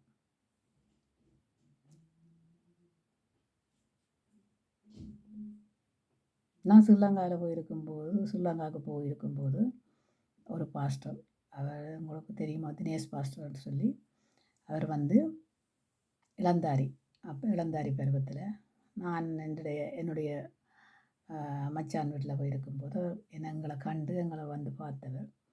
அப்போக்கு என்னட்ட கேட்டார், என்னோட கதைச்சு கொண்டு கேட்க பகுதி பகுதியாக கேட்டார். நான் வெளிநாடு வந்து உழைச்சி ஏழைகளுக்கெல்லாம் கொட்டில்கள் எல்லாம் கட்டி வீடுகள் எல்லாம் கட்டி கொடுக்கணும், நான் வெளிநாட்டில் தான் கல்யாணம் கட்டுவேன்னு சொன்னேன். அப்போ இதுக்கு முன்னே சொன்னார் என்னென்னு கேட்டால், அது என்ன நீங்கள் என்னை பார்த்து என்ன நினைக்கிறீங்க, நான் கல்யாணம் கட்டிட்டுனா கட்ட இல்லையா, எனக்கு இத்தனை வயசு அப்படி இதெல்லாம் கேட்டேன். நான் சொன்னேன், நீ திடீரென்று கேட்டால் ஒன்றை சொல்ல முடியாது, நீ நாளைக்கு வரும் நான் சொல்கிறேன்ட்டு. சரி என்று வந்தார். நான் சொன்னேன், நீ கல்யாணம் கட்டையில் உனக்கு இத்தனை வயசுன்னு பிறகு சொன்னார். அதுக்கு பிறகு தான் சொன்னார், ஆண்டி நான் வெளிநாட்டில் கல்யாணம் கட்ட இருக்கிறேன், கட்டினேன்டா நான் அநேக ஏழைகளுக்கு உதவி செய்வேன், அநேக வீடுகள் கட்டி கொடுப்பேன் அப்படி என்றெல்லாம் சொன்னேன். நல்ல பாஸ்டர், நல்ல குணமான பாஸ்டர். அப்போ நான் சொன்னேன், கேட்டால் உங்களுக்கு வெளிநாட்டை எப்படிப்பட்ட பொம்பளை வேணுமென்று கேட்டேன். அவர் சொன்னேன், ஓட்டத்தட்டில் சாப்பிட்றதா இருந்தாலும், அதாவது இந்த வெள்ளித்தட்டில் சாப்பிட்றத ஓட்டத்தட்டில் சாப்பிட்ற பிள்ளையாக இருந்தாலும் என்னோட சேர்ந்து சாப்பிட்றவளாக இருக்கணும், என்னோட சேர்ந்து ஊழியம் செய்கிறவளாக இருக்கணும். அந்த தங்கத்தட்டு வேணுமென்று கேட்குறவளா இல்லை, வெள்ளித்தட்டு வேணுமென்று கேட்குறோம். நான் சொன்னேன், அப்படிப்பட்ட பிள்ளைகள் வெளிநாட்டிலேருந்து உமக்கு வராதையா, ஏனண்டா அதுகளெல்லாம் வெளிநாட்டில் இருக்கிறதுகளெல்லாம் இனிமேல் இல்லையண்டு பெருமையும் புகழும் புகழ்ச்சியும் தேடுறாக்கள், நீர் இப்படி பார்க்குறதெல்லாம் சரி வராதுன்னு சொன்னேன். சொன்னோன்னே நான் உங்களுக்கு வெளிநாட்டில் கிடையாது பொம்பளைன்னு சொல்லி போட்டு வந்துட்டேன். வந்ததுக்கு பிறகு நான் இங்கே ஜெர்மனியில் வந்து ஒரு ஆக்களை சந்தித்து, அவியலுக்கு பிள்ளை இந்தியாவில், அதுக்கு தாய் தகப்பன் இல்லாத பிள்ளை, அந்த பிள்ளை வந்து பைபிள் காலேஜ் படித்து நல்ல கட்டிக்கார பிள்ளை, நல்ல ஆண்டவருக்குள்ளே நல்ல வெள்ளமையான பிள்ளை. இன்றைக்கு அந்த குடும்பத்துக்கு அவளோட உறவை பேசி அதுகளுக்கு திருமணம் செய்து கொடுத்து இன்றைக்கு பிள்ளை குட்டிகளோட வாழுதுகள். இன்ற வரைக்கும் அவங்கள எனக்கு சாட்சியாக இருக்கிறாங்க. என்னென்னு கேட்டால் சொல்லுவாங்க, ஆண்டி இன்றைக்கு நீங்கள் எடுத்து தந்த வாழ்க்கை, நாங்கள் இன்றைக்கு ஆசீர்வாதமாக இருக்கிறதும் ஆத்துமா பெறுகிறதும், நாங்கள் 2 பேரும் ஊழியம் செய்து கட்டி கொண்டிருக்கிறோம். பெரிய சபை 2 பேரும் கணவன் மனைவியாக சேர்ந்து சபை கட்டி சபைக்கு உண்மையும் உத்தவமாய் வாழ்கிறாங்க, சாட்சி உள்ள வாழ்க்கை வாழ்கிறாங்க. இன்றைக்கும் செய்த நன்மையை மறக்காதவங்க சாட்சி சொல்கிறாங்க. எப்போ எடுத்தாலும் சொல்லுவாங்க, நீங்கள் தந்த மனைவி, ஆண்டவரோட இடத்துலேருந்து பெற்று தந்த மனைவி என்று. அப்போ அப்படிப்பட்ட குடும்பங்களாக இருக்கணும், அப்படிப்பட்ட பிள்ளைகளாக இருக்கணும். தாய் தகப்பன் இல்லாவிட்டாலும், தாய் தகப்பன் இருந்தாலும் போகிற வீட்டுக்கு அடுத்த வீட்டை கொண்டு வரக்கூடியதாக இருக்கணும், பக்கத்து வீட்டை கொண்டு வரக்கூடியதாக இருக்கணும், மச்சான் மேலே கொண்டு வரக்கூடியதாக சாட்சி உள்ள வாழ்க்கை இருக்கணும். எந்தைய அம்மா ஒன்றிய அம்மா, எந்தைய அப்பா ஒன்றிய அப்பாண்டு கிளிசல்களை கொடுத்து அது சாட்சி உள்ள வாழ்க்கையில் அது பிசாசு போடுகிற வாழ்க்கை, அது பிசாசுடையதுண்டு திட்ட தெளிவாக தெரியும். ஆனால் அப்போ ஏலியை போல் பிள்ளைகளை வளர்க்காதீங்க, சாமுவேலை போல் வளர்க்காதீங்க. கர்த்தருக்கு பிரியமான பிள்ளைகளாக வளருங்க. கர்த்தருடைய சத்தத்தை நீங்கள் கேட்குறீங்க தானே, கர்த்தருடைய சத்தத்துக்கு ஏற்ற மாதிரி வாழுங்க. ஆண்டவர் யோபுவோட எப்படி பேசினார்ன்னு பார்த்தீங்களா? யோபு 2ஆம் அதிகாரம் 1ஆம் வசனத்தில் இருந்து பார்த்துங்க. சத்ருவானவன் சாத்தான் வந்து அதிலேயே நிற்கிறான். என்னென்று கேட்டால், உத்தமனும் சன்மார்க்கனும் தேவனுக்கு பயப்படுகிறவனும் தேவநீதியிலே நடக்கிறவனையும் கண்ணோக்கி பார்த்துடுது. அப்போ ஆண்டவர் சொல்ல, நீ அவனை போய் சாண்டு, ஆனால் அவன் இதயத்தை மட்டும் தொடாது. ஆனால் அவன் எப்படி குஷ்டரோகம் வந்தாலும் அவன் சுரண்டினாலும் மனைவி என்ன சொல்கிறாள்னு பாருங்க, தேவனை தூசித்து ஜீவனை விடு. இது யார் சொல்கிற காரியம்? சத்ருகிற காரியம். நண்பர்கள் அவனை எதிர்றாங்க, ஆனாலும் அவன் பாருங்க. ஆனால் கடைசியாக ஆண்டவர் அவன்கிட்ட கேள்விகள் கேட்டு கேட்டு கேட்டு எங்கே இருந்து பேசினாராம்? காற்றில் இருந்து பேசினாராம். எலியாவோட எங்கே இருந்து பேசினாராம்? எலியாவின் 2 ராஜாக்கள், இதோ கர்த்தருடைய வார்த்தை அவனுக்கு உண்டாகி, பாருங்க 2 ராஜாக்களில் பார்ப்போம். 2 ராஜாக்கள் 19ஆம் அதிகாரம்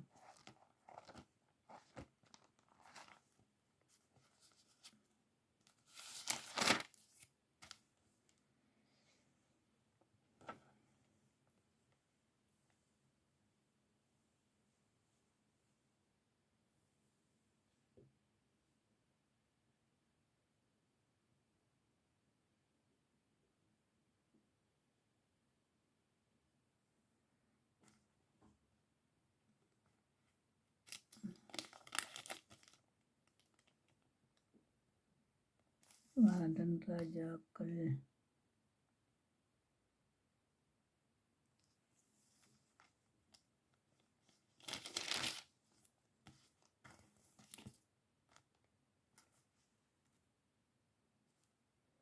அக்கினியில் இருந்து ஆண்டவர் பேசினாராம். அப்போ நாங்கள் என்ன செய்கிறோம் என்று கேட்டால், ஆண்டவர் வந்து எலிசாவோட அக்னியிலேருந்து பேசுகிறோம். அவன் சொல்கிறான் என்னடா ஆண்டவரை, அவன் தப்பி ஓடுறான் பாருங்க, தப்பி ஓடிக்கொண்டு இருக்கிறான். அப்போ தப்பி ஓடைகளை ஆண்டவர் என்ன செய்கிறார் என்று கேட்டால், விடையில்லை அவனை.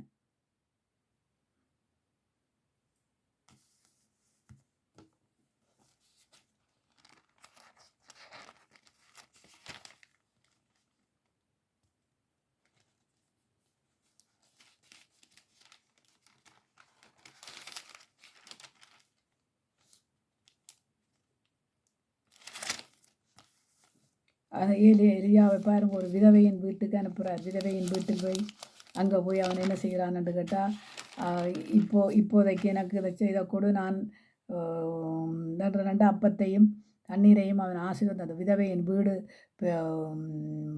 இதால் நிரம்பி வழிஞ்சுதுன்னு பார்க்குறோம். என்ன எலிசா வந்து எலியா வந்து நடத்தினதும் எலிசா வந்து நடத்தினதையும் நாங்கள் பார்க்கிறோம்.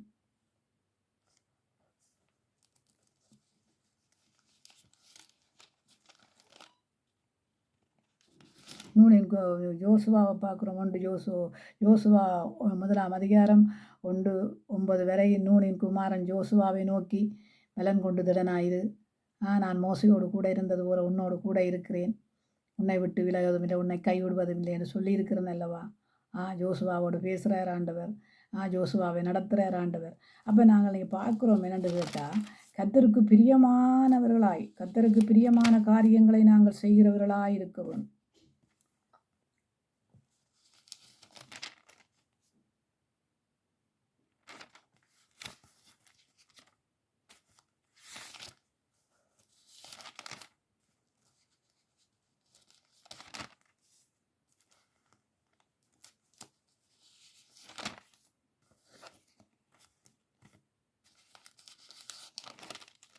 எசேக்கியாட்ட கேட்கிறேன் என்னன்னு கேட்டால், நீ என்னத்தை காண்கிறாய் என்று. உலர்ந்த எலும்புகளை நான் காண்கிறேன்.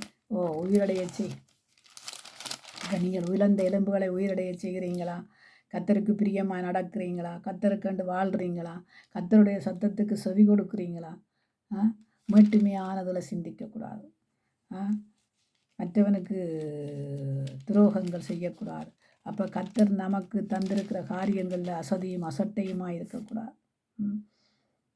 பிரியமான பிள்ளைகளாய், பிரியமான குடும்பங்களாய் வாழ நாங்கள் நினைக்க வேணும். இது ராஜாக்கள்.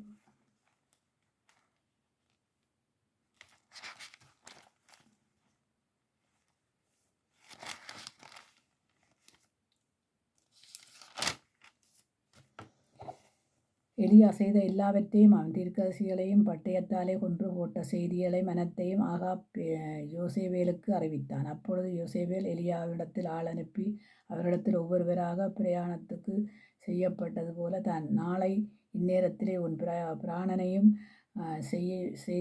செய்யாதே போனால் தேவர்கள் அதற்கு சரியாகவும் அதற்கு அதிகமாகவும் எனக்கு செய்ய கடவார்கள் என்று சொல்லச் சொன்னான்.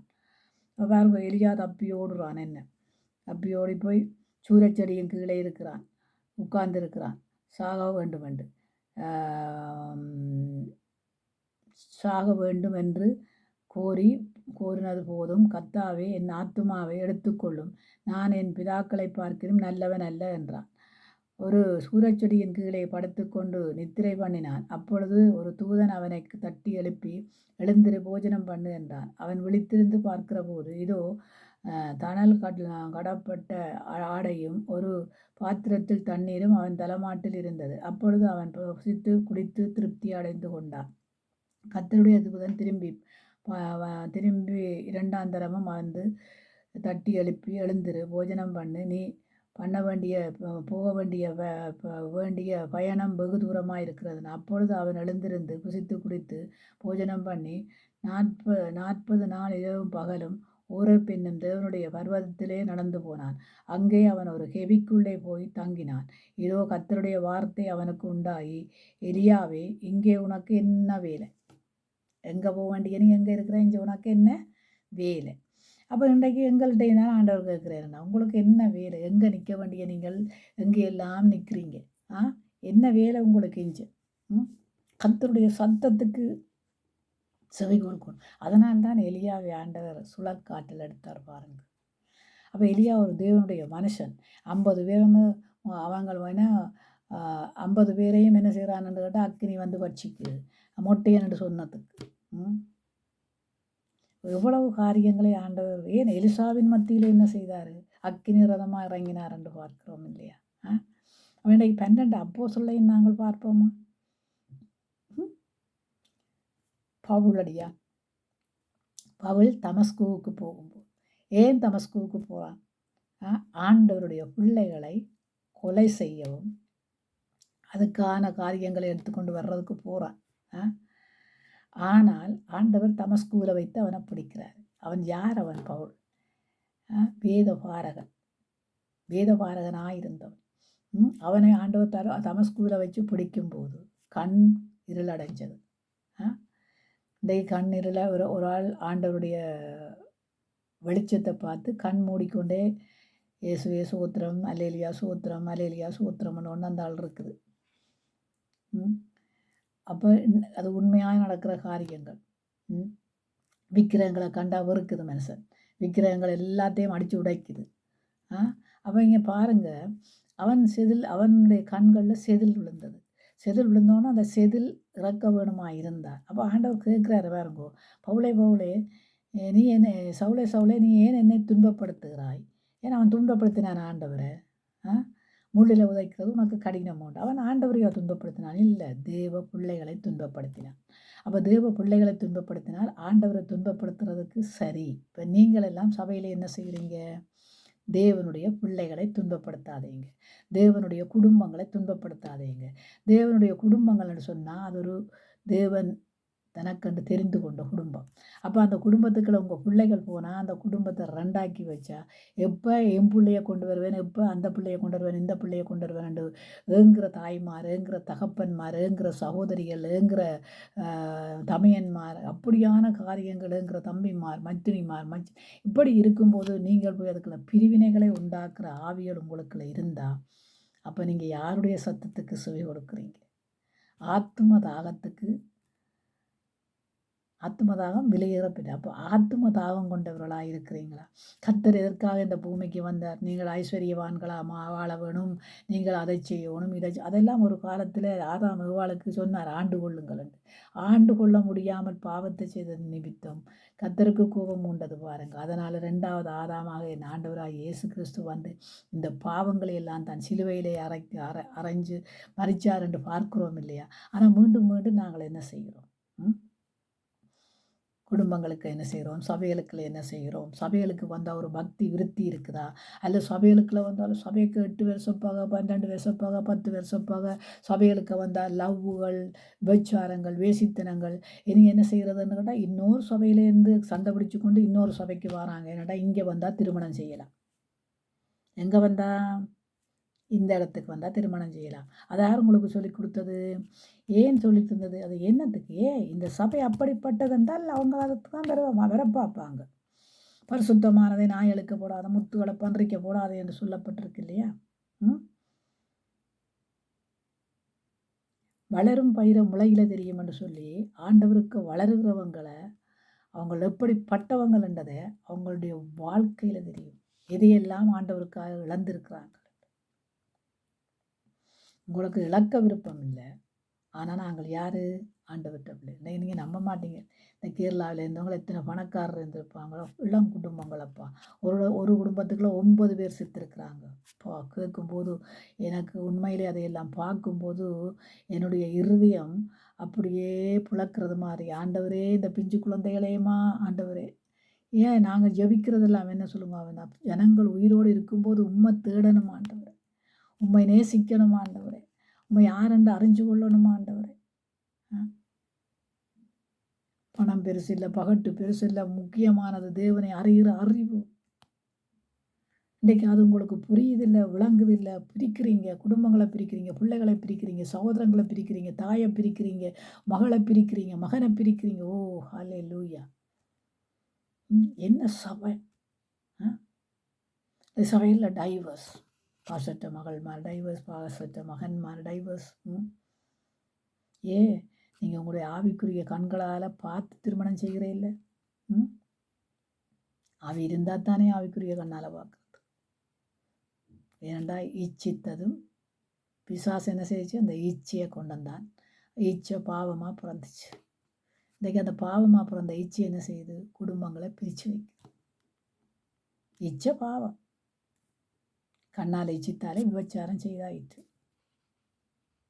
அப்போ இப்படிப்பட்ட காரியங்கள் சபைகளில் இருக்கிறது போல. தயவு செய்து சபைகள் என்று சொன்னால் அது ஆண்டவருக்கு பிரியமான இடமா இருக்கணும். ஆண்டவர் வந்து இறங்குற இடமா இருக்கணும். ஆண்டவருடைய செகனா குளோரி இறங்க வேணும்.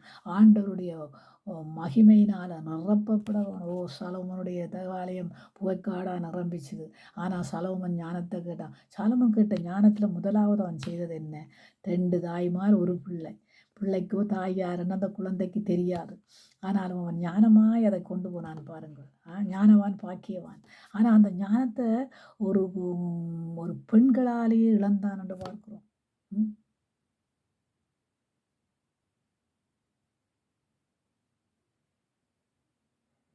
அப்படிப்பட்ட இழப்பு மாஸ்டருக்கு தேவையா?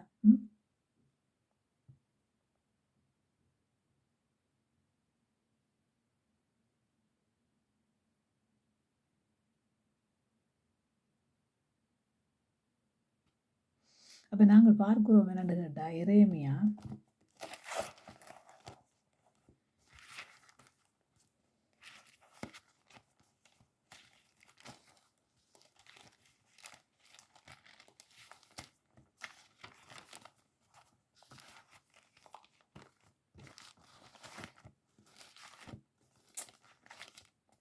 எரேமியா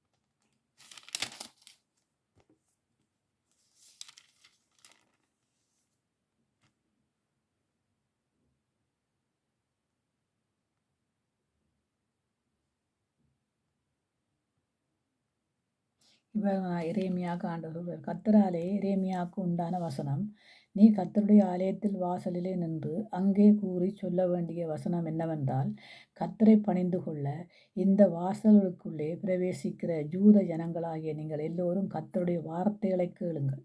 அப்போ எப்படியா, கர்த்தருடைய வார்த்தைகளுக்கு செவி கொடுக்கணும். கர்த்தருடைய சத்தத்துக்கு செவி கொடுக்க வேணும். கர்த்தருடைய வார்த்தைக்கு செவி கொடுக்கணும். நாங்கள் என்ன செய்கிறோம் என்று கேட்டால், இது யாருடைய சத்தம் என்று தெரியாத அளவுக்கு நாங்கள் விழுந்து போக பார்க்கிறோம். விழுந்து போகிறவன் நிற்கிறேன் என்று சொல்லுகிறவன் விழுந்து போகாமல் இருக்க கடவான் என்று சொல்லியிருக்கு இல்லையா? அப்போ நாங்கள் நிற்கிறோம் என்று நினைக்கிறோம், ஆனாலும் விழுந்து போகிறோம் பாருங்கள். அப்போ நாங்கள் விழுந்து போகாதபடி எங்களுக்குள்ள ஆண்டவருடைய வசனம் கிரியை செய்ய வேணும். கிரியை செய்யாவிட்டால்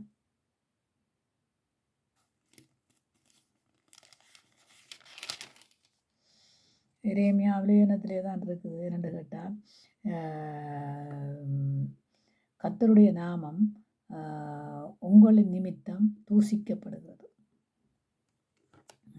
அப்போ கர்த்தருடைய நாமத்திலே நாங்கள் என்ன செய்ய வேணுமாம், மற்றவர்களை கொண்டு வர பார்க்கணும். இன்றைக்கு சுவிசேஷ அறிவிப்புகள் எல்லாம் குறைவு. சுவிசேஷங்கள் அறிவிக்கிறது குறைவு.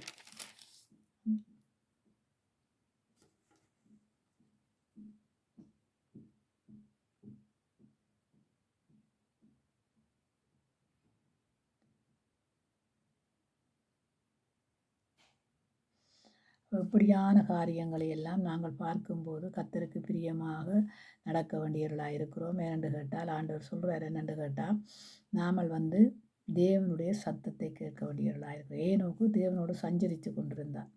அவள் ஏனோக்கு சஞ்சரித்து கொண்டிருக்கும் போது எடுத்துக்கொள்ளப்பட்டான். இன்றைக்கு ஆண்டவருடைய வருகையின் காலத்தில் நாங்கள் என்ன செய்கிறோம்? வெளிப்படுத்தலை நாங்கள் பார்க்கிறோம் என்னென்று கேட்டால்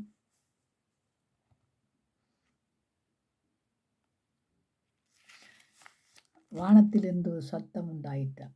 வெளிப்படுத்தலை பார்க்குறோம். வெளிப்படுத்தல் 10:8 பார்க்குறோம். வானத்தில் இருந்து ஒரு சத்தம் உண்டாயிட்டு. யாருடைய சத்தம் அது? கர்த்தருடைய சத்தம்.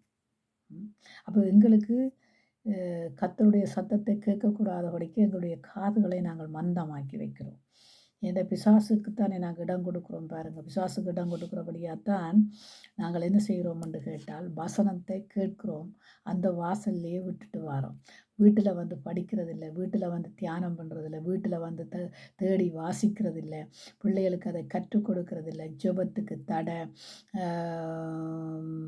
ஆனால் நாங்கள் ஞாயிறு கிறிஸ்தவர்கள், அதில் தப்பே கிடையாது. ஞாயிறு என்னென்னு கேட்டால் ஓய்வு நாள் மனுஷனுக்காகத்தானே உண்டாக்கப்பட்டிருக்கு. ஏன் ஓய்வு நாள் மனுஷனுக்காக உண்டாக்கப்பட்டதுன்னு நான் பிறகு வாரம். ஓய்வு நாள் மனுஷனுக்கு உண்டாக்கப்பட்டது. மனுஷன் அந்த இடத்துல தன்னுடைய எல்லா காரியங்களையும் அதிலேயே இறக்கி வைத்து ஆண்டவர் சொல்கிறார், சிலுவையை சுமந்து கொண்டு வர நீ என்னிடத்துல கொண்டு வந்து வை, அதை உன்னுடைய பாரங்களை எல்லாம் என்னிடத்துல கொண்டு வந்து வை. அந்த பாரங்களை எல்லாம் சுமந்த ஆண்டவருடைய பாதத்தில் வச்சுட்டு அவர்கள் பரிசுத்தப்படுகிறது. பேந்து என்ன செய்ய மாட்டோம், அந்த பாரங்களை நாங்கள் இறக்கி வச்சுட்டு பேந்து அதை தூக்கி நாங்கள் பேந்து தோளில் ஏற்றி கொண்டு போகிறோம். காரணம் என்னடா, வசனம் உள்ளே போகிறதில்லை. தோட்டத்துக்குள்ளே இருக்கிறோம், நல்ல மரமாக இருக்க விரும்புறதில்லை, நல்ல கனியை கொடுக்கறதுக்கு விரும்புறதில்லை. அப்போ கர்த்தருடைய சத்தம் கேதுரு மரங்களை முறிக்கிறது, வெளிமான்களை ஈணுகிற சத்தமாக இருக்கிறது. உன்னத பாட்டில் நாங்கள் பார்க்குறோம். உன்னத பாட்டு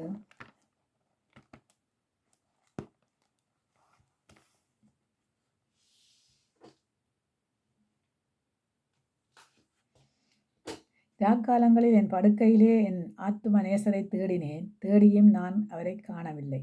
நான் எழுந்து நகரத்திலே வீதிகளிலும் தெருக்களிலும் திரிந்து என் ஆத்தும நேசரை தேடுவேன் என்றேன், தேடியும் நான் அவரை காணவில்லை. அப்போ பாருங்கள், நாங்கள் தேடுகிற விதம் அப்படி. ஓடி திரிய வேணும். என்ன ஆண்டவரை தேடுகிற விதங்கள் நமக்கு இருக்க வேணும். பாருங்க, என் ஆத்தும நேசரை காவலர்களிடத்தில் போய் என் ஆத்தும நேசரை கண்டீர்களா?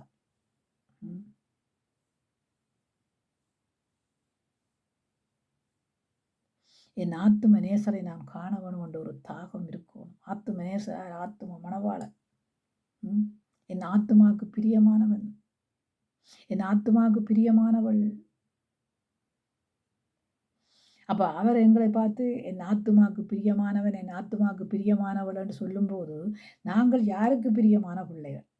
பிசாசுக்கு பிரியமான பிள்ளைகளா? பிசாசு வெட்கப்பட்டு போகக்கூடியது அதெல்லாம் செய்ய வேணும். மன்னிக்கிறதுக்கு முந்திக் கொள்ளுங்கள்னு சொல்லி இருக்குது. சகோதரனோட கோவிச்சு கொண்டு காணிக்கையை போடாதீங்கன்னா, சகோதரோட கோவிச்சு கொண்டு எத்தனை பேர் காணிக்க போடுறீங்க? சகோதரியோட கோவிச்சு கொண்டு இத்தனை பேர் காணிக்க போடுறீங்க? ரட்சிக்கப்படாத உங்களுடைய அத்தான்மார், உங்களுடைய மச்சாள்மார் எத்தனையோ சொந்த பந்தங்களுக்கு முன்னால் கோவிச்சு கொண்டு காணிக்கையை கொண்டு துறையோரமாக போட, சபையில் கோவிச்சு கொண்டு காணிக்கையை கொண்டே போடுறோம். சபையில் இருக்கிறவங்களெல்லாம் என் வார்த்தைகளை கேட்டு நடக்கிறவளே என் தாயும் தகப்பனும் சகோதரம் என்று சொல்லி இருக்கும்போது சபையிலேயே கோவிச்சு கொண்டு காணிக்கலை போகிறோம். சபையில் கோவிச்சு கொண்டு என்ன செய்கிறோம்னு கேட்டால், அப்படி பார்த்துட்டு இப்படி தெரியாத மாதிரி சில பேரை நான் பார்த்துருக்குறேன், ஆவிக்குரிய கண்களால் பார்த்துருக்குறேன். அப்படி போயிட்டு இப்படி போவாங்க. இல்லைன்னு சொன்னால் அங்கே ரெண்டே தூரத்தில் ரெண்டு ஒரு யாரோடையும் கதைச்சு கொண்டு நிற்பாங்க, தெரியாத மாதிரி. ஆஹா, ஆவி எப்படி அனலாக இருக்குன்னு பாருங்க. குதிப்போம், குதிச்சு ஆஹா, கத்தி அந்த நம்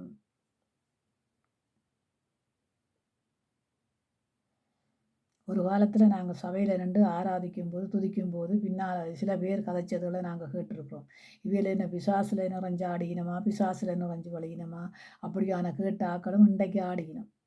நான் சொல்கிறது, ஆவியானவருக்கு விரோதமாக பேசுகிறதே பாவம். ஆவியானவருக்கு விரோதமாக கதைச்சாங்க. ஆனால் அந்த ஆவியானவர் இப்போ என்ன செய்கிறாராம்? அதை ஆண்டவர் வரும்போது தான் தெரியும் யார் யார் யாரை பற்றி கதைச்சாங்க. இன்னைக்கு பாருங்க, அவர் எப்படிப்பட்டவராம்? அவர் கண்கள் புறா கண்களாய போல் இருக்கிறதா. உன் கூந்தல் கிளியோத் மலையின் தனைமேயும் வெள்ளாட்டு மந்தையைப் போல் இருக்கிறதும் வர்ணிக்கிறான் பாருங்க. ஆண்டவரை வர்ணிக்கிறதும் ஆண்டவர் சபையை வர்ணிக்கிறதும். சபையை உன் தோட்டம் மாதளஞ்செடிகளும் அருமையான கனிமரங்களும் மரதோன்றி செடிகளும் தளர்ந்த செடிகளும் நலதாமும் குங்குமமும் வாசமும் லவ்லிங்கமும் சகலவித தூவ வர்க்கமும். அந்த காலத்தில் பாருங்க, சபைகளுக்கு என்ன எல்லாம் தூவ வர்க்கம் காட்டுவாங்க. பழைய ஏற்பாடு இந்த மகாபரிசுத்த சபைக்கு போகிறோன்னு சொன்னால் கூடாரத்துக்குள்ளே போகிறோன்னு சொன்னால் ஆர்வம் தான் போக முடியும். ஆரோடைய பிள்ளைகள்லாம் பரிசுத்தப்பட்டு போக முடியும். அதுக்குள்ளே போய் என்ன கந்த வர்க்கங்களை எல்லாம் போடுவாங்கன்னு. இப்போ நாங்களே ஆண்டவர் வாசனை தரும் மரம் அல்லவா.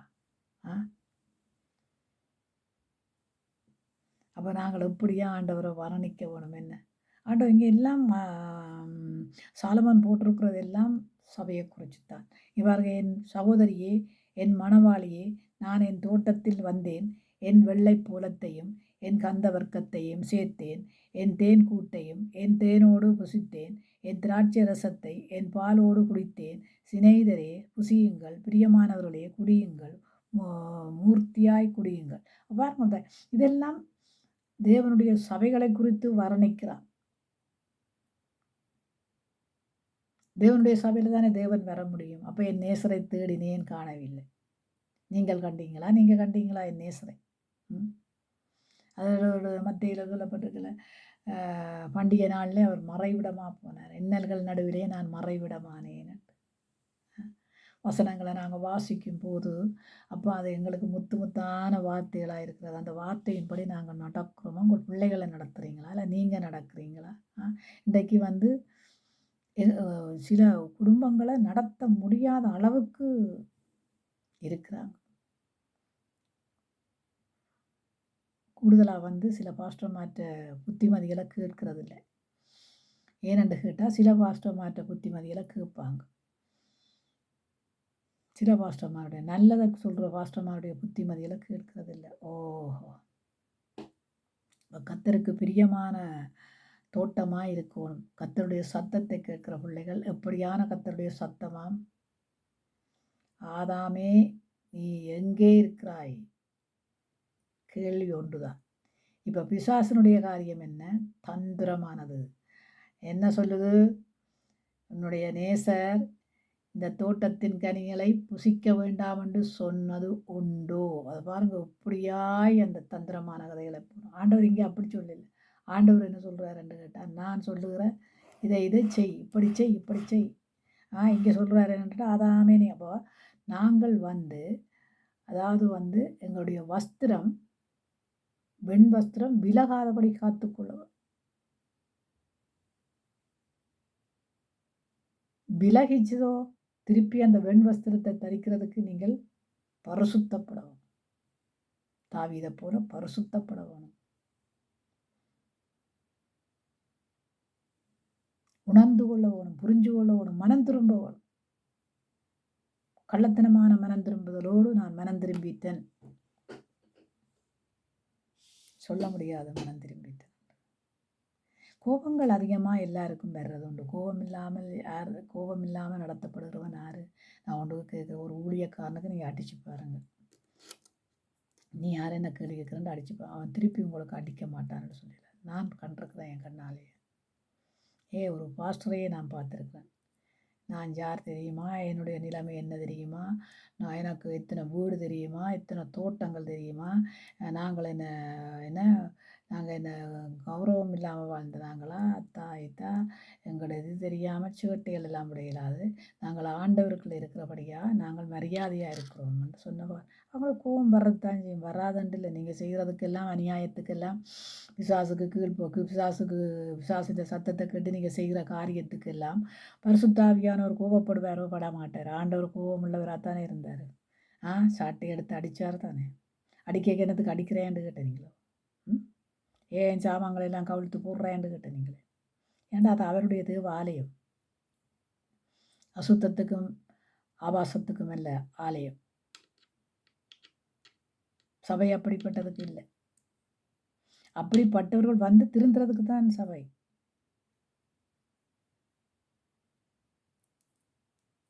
சபைக்குள்ள நல்லவனும் பெறுவான், கெட்டவனும் பெறுவான். அப்போ ரட்சிக்கப்பட்டவனும் பெறுவான், ரட்சிக்கப்படாதவனும் பெறுவான். அப்போ அவனுக்கு சாட்சி என்ன? நீங்கள் எப்படிப்பட்ட சாட்சி? அவங்க பார்த்தா சொல்லுவாங்க, அவங்க பிள்ளைகள் சரியில்லை, இவங்க பிள்ளைகள் சரியில்லை, இவங்க நடத்துறது சரியில்லை. ஆனால் என்ன செய்கிறது? எந்தெந்த சபைக்குள்ள பாய முடியுமா? போய் போய் இந்த சபை சரியில்லைன்ற அந்த சபைக்கு போனால் அந்த சபையும் அப்படித்தான். அந்த சபை வீட்டுக்கு வீடு வாசல்படின்றது மாதிரி சபைக்கு சபை வாசல்படி. அப்போ போக முடியும்? இல்லை.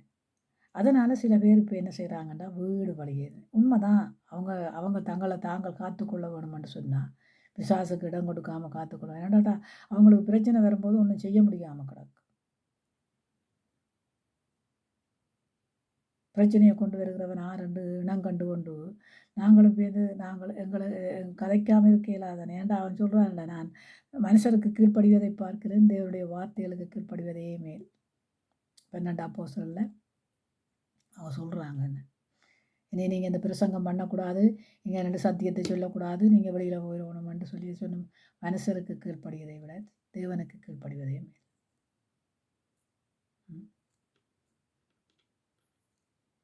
ஆண்டவர் அப்போ என்ன சொல்லியிருக்கிறேன்? என் சபையை கட்டுவேன், பாதாளத்தின் வாசல் மேற்கொள்ளாதுன்னு தானே சொல்லியிருக்கிறேன்.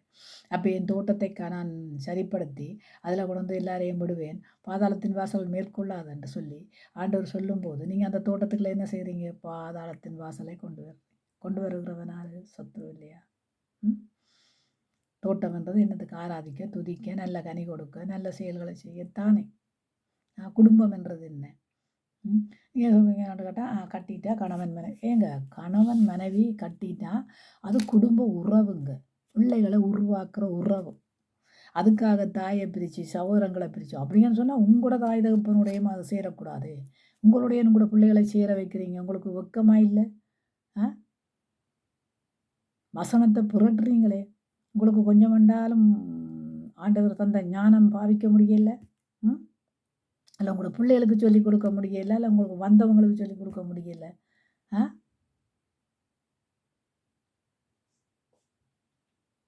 பிரிவினைகளை உங்களுக்குள்ளேயே வச்சுருக்க. அப்போ உங்களுக்குள்ளே என்ன இருக்குது? அந்த பிரிவினைகளின் ஆவி இருந்தால் உங்கள் பிள்ளைகளுக்குள்ளேயும் அந்த ஆவி தான் இருக்கும். உங்கள் அம்மாக்குள்ள பிரிவினைகள் ஆவி இருந்தால் பிள்ளைக்குள்ளேயும் அந்த பிரிவினையின் ஆவி இருந்து என்ன செய்யுது? ஆதாம வஞ்சித்தது போல இந்த ஆவி வஞ்சிக்குது. இப்போ வஞ்சனையின் ஆவிக்கு இடம் கொடுக்கும்போது அங்கே போய் நின்று ஆராதிக்கும் போது ஆவியானவர் பார்ப்பார். பாருங்க, நாடகமே உலகம் பாரு. பவுலடியான் அப்படித்தானே விக்கிரகங்களுக்கு முன்னால் போய் நின்று சீதானண்டு பார்க்கிறோம்.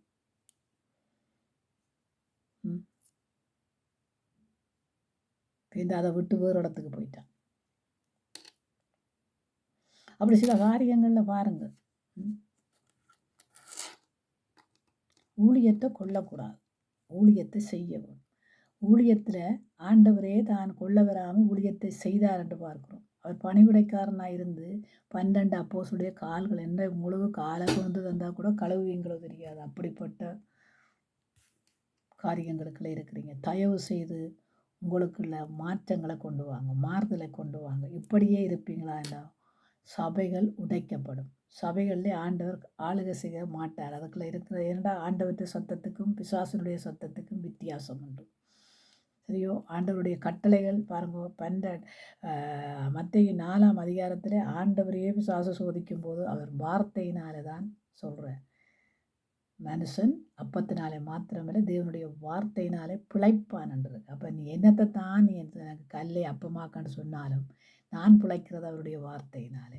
சகலதைகளையும் தந்துவேன், என்னை தாழ விழுந்து குடிங்கன்ற. உன்னத்தாழ விழுந்து குடிங்க மாட்டேன். அப்பாலே சாத்தானே, உன்னத்தாழ எங்களோட சொல்லித்தான் கேட்கணும். எங்களை சொல்லித்தான் கேட்கணும். நாங்கள் செய்கிறது தான் செய்யணும். நாங்கள் எங்களோட இதுகளைத்தான் செய்வோம். நீங்கள் செய்து கொண்டே போங்க. ஏகால் அது கர்த்தர் ஒருவர் அறிவார். நான் போகும் வழியை தேவன் ஒருவர் அறிவார் என்று சொல்லப்பட்டிருக்குது இல்லையா? ஆண்டவருக்கு பிரியமில்லாத இடங்களுக்கு செல்லாமல் தடுத்து நிறுத்துகிற ஆவியானவர் இல்லையா? அவருடைய சத்தத்துக்கு நாம் செவி கொடுக்கும்போது அவர் அதையெல்லாம் செய்கிற ஆவியானவர் அல்லவா. பல சாட்சிகளை நான் சொல்லலாம். பல சாட்சிகள் என்னிடத்துல இருக்கு. ஒரு பிள்ளைகள் விழுந்த போகுதுன்னு சொன்னால் தீர்க்க தரிசனம் எங்களுக்கு வரும். அந்த தீர்க்க தரிசனத்தை எல்லாம் அற்பமாக எண்ணும்போது தான் குடும்பங்களுக்குள்ள பிரச்சனைகள் வருது. கணவன் மனைவிக்கு பிரச்சனைகள் வருது.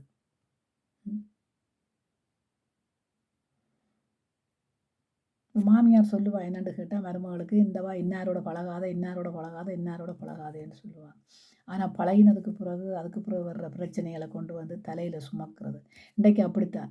இன்றைக்கு சில ரட்சிக்கப்பட்ட குடும்பங்களுக்குள்ள அவங்கள பார்த்தா ஊழியக்காரங்களும் பழகுறாங்க, பாஸ்டர்மார்ட்ட பிள்ளைகளும் பழகுதுகள், பாஸ்டர்மாருடைய மனைவிமாரும் பழகுது. எப்படி அவங்க ரட்சிக்கப்படாத சகோதரங்களோட ரட்சிக்கப்பட்டு இருக்கும்போது ரட்சிக்கப்படாத சகோதரங்களோட பழகுவாங்களாம், அவங்களெல்லாம் உதவி செய்வாங்களாம், அவங்க எல்லா காரியத்துக்கும் அவங்க உடந்தையாக இருந்திருக்கிறாங்க. ஆனால் அந்த ரட்சிக்கப்பட்ட நேரத்தில் கள்ளத்தனமான ரட்சிப்போடு குடித்து வெறிச்சு திரிஞ்ச மக்களும் வாலிபர்களும் உண்டு. ஆனால் திருமணம் செய்ததுக்கு பிறகு மனைவியினுடைய கதையை கேட்டு தன் குடும்பத்தை விட்டு தன் சகோதரியை விட்டு பிரிக்கிற மனைவியோடு சேர்ந்த உடனே இங்கே சபைக்குள்ள அது எல்லாருக்குள்ளேயும் போய் அந்த பிசாசின் கிரிகள் அப்படியே மாறி போகுது பாருங்க.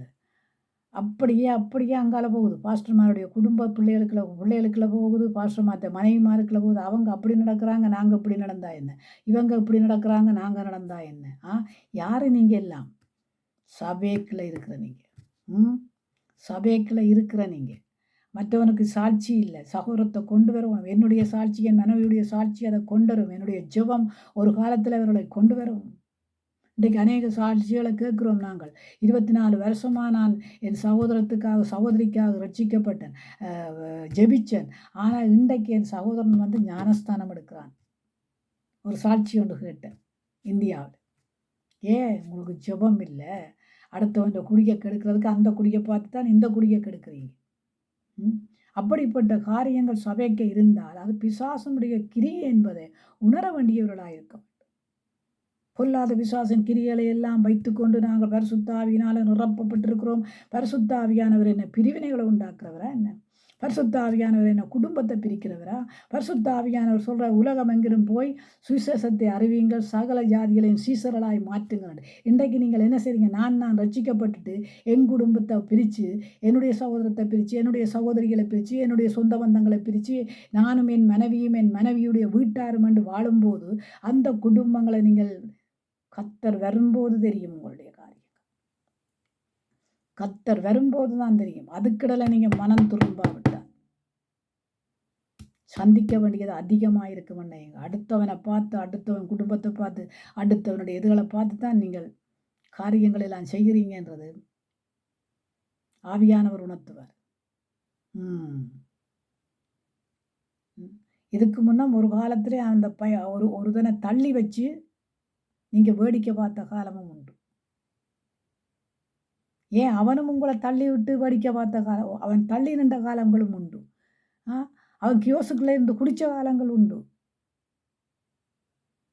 இன்றைக்கு அவங்களோட சகோதரங்களுக்கு சாட்சி இல்லாமல், சகோதரிக்கு சாட்சி இல்லாமல் வாழுகிற காரியங்களும் உண்டு. எப்படி நீங்கள் புற ஜாதிகளை கொண்டு வருவீங்க? உன்னை போல் புறத்தியாரை நேசின்னு சொல்லியிருக்கு இல்லையா? உன் சொந்த பந்தங்களையே நேசிக்கிறா, இல்லை புறத்தியாரையா நேசிப்பேன்? அதை அங்கே தசமபாவம் போடணும், காணிக்க போடணும் மட்டும் நேசிப்பீங்க. ஆனால் உண்மையிலேயே ஒரு ஆத்துமாவை கொண்டு வரவன் அந்த ஆத்துமா தாகத்தோடு இருக்கவன். பணம் இன்றைக்கு இருக்கும், நாளைக்கு பறந்து போயிடும். பணம் குப்பை. அப்படி பவுலடியான் சொல்கிறான், எல்லாம் குப்பை என்று நினைனேன். அப்போ ஆத்தும தாகத்தோடு இருக்கணும். ஆத்தும தாகம் வெளியேறப்பட்டது. அவங்க பணம் போடுறாங்க, போட இல்லை. அது ஆத்துமா கர்த்தருக்கு உரியது.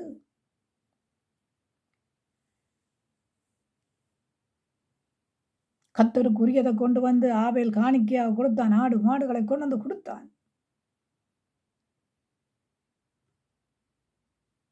கொழுமையானதுல கொண்டு வந்து கொடுத்தான். ஏன் தாவீது என்ன ஆடு மேய்க்கிறவனை என்ன செய்தார்? அரசன் ஆக்கினார். யோசேப்பு யாரு? கனிதரும் திராட்சை செடி. அவன் எப்படிப்பட்ட கனிகளை கொடுத்தான்னு நீங்க பார்க்கிறீங்க தானே? அவனுக்கு எப்படிப்பட்ட தோட்டங்களை எல்லாம் ஆண்டவர் கொடுத்தாரு.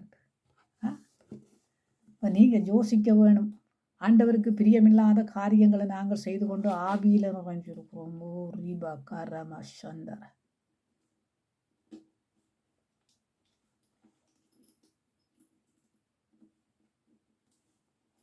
கர்த்தர் மேலே பிரியமாயிருக்கிறவன், கர்த்தர் மேலே வைராக்கியம் உள்ளவன் குடும்பத்துக்குள்ள ஒரு சமாதானத்தை கொண்டு வருவான், குடும்பத்துக்குள்ள ஒரு ரட்சிப்பை கொண்டு வருவான், குடும்பத்துக்குள்ள ஒரு சாட்சியை கொண்டு வருவான், குடும்பத்துக்குள்ள ஒரு வெளிச்சத்தை கொண்டு வருவான், குடும்பத்துக்குள்ள உப்பாயிருப்பான்.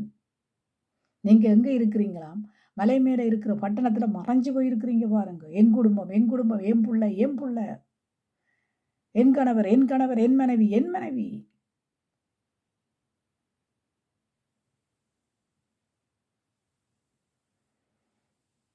இன்றைக்கு சபைகள் எல்லாம் இடிக்கப்படுது, சபைகள் எல்லாம் விற்கப்படுது. ஏன்?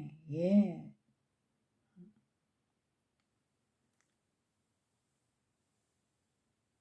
உலகத்துல நடக்கிறதை எல்லாம் பார்த்து கொண்டு, ஆனா இன்னும் என்ன செய்றீங்கன்னு கேட்டா, பிரிவினைகளின் ஆவியில தான் இருக்கிறீங்க. இன்னும் பிரச்சனையின் ஆவியைத்தான் கொண்டுடுறீங்க. இன்னும் குடும்பத்தை எப்போ 2ஆ கிழிக்கலாம்னு தான் நினைக்கிறீங்க. வகை தேடுறீங்க பாருங்க. இந்த வகைகள் எல்லாம் யார் கொண்டு வந்தது? யாருடைய சத்தம்?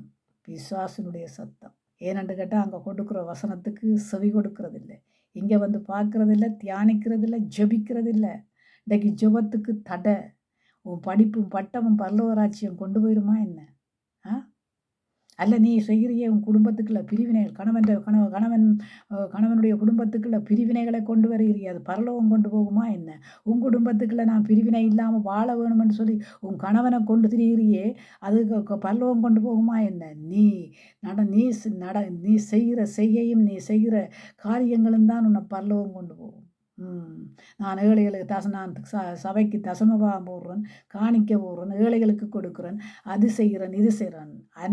அன்பில்லாவிட்டால் நீ வெறும் சியோ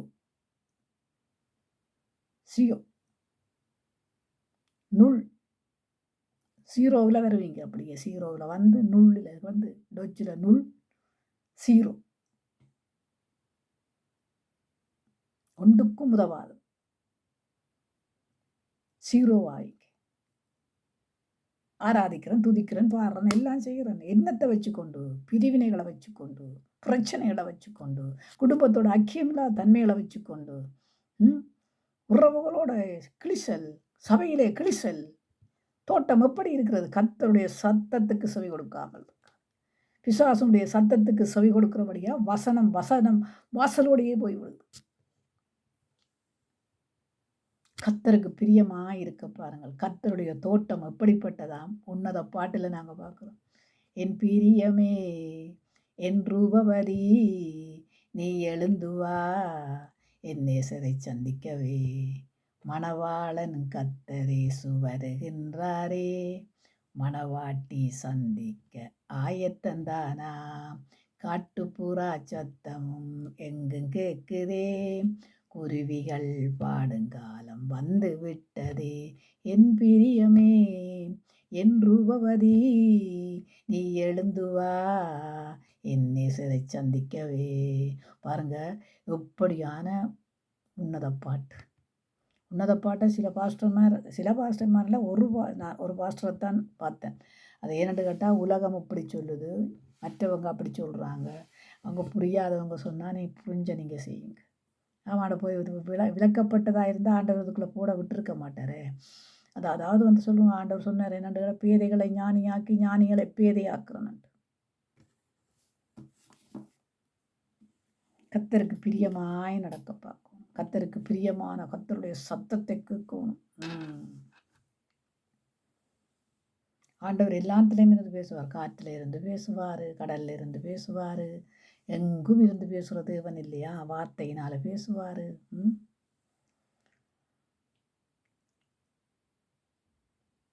பேதுருவை பார்த்து பாருங்க, ஆண்டவர் கேட்குறாரு, நீ என்ன யாரென்று நினைக்கிறாய்? நீ ஜீவனுள்ள தேவனுடைய குமாரன் என்று அறிவேன். ரத்தமும் மாம்சமும் உனக்கு வெளிப்படுத்தல. இன்றைக்கு ரத்தமும் மாம்சமும் பிசாசு கொடுக்கிறது, ஆனால் ஆவியானவர் வெளிப்படுத்த வேணும். வாரம் குறி சொல்கிற புத்தகத்தை கொண்டு வருவோம்.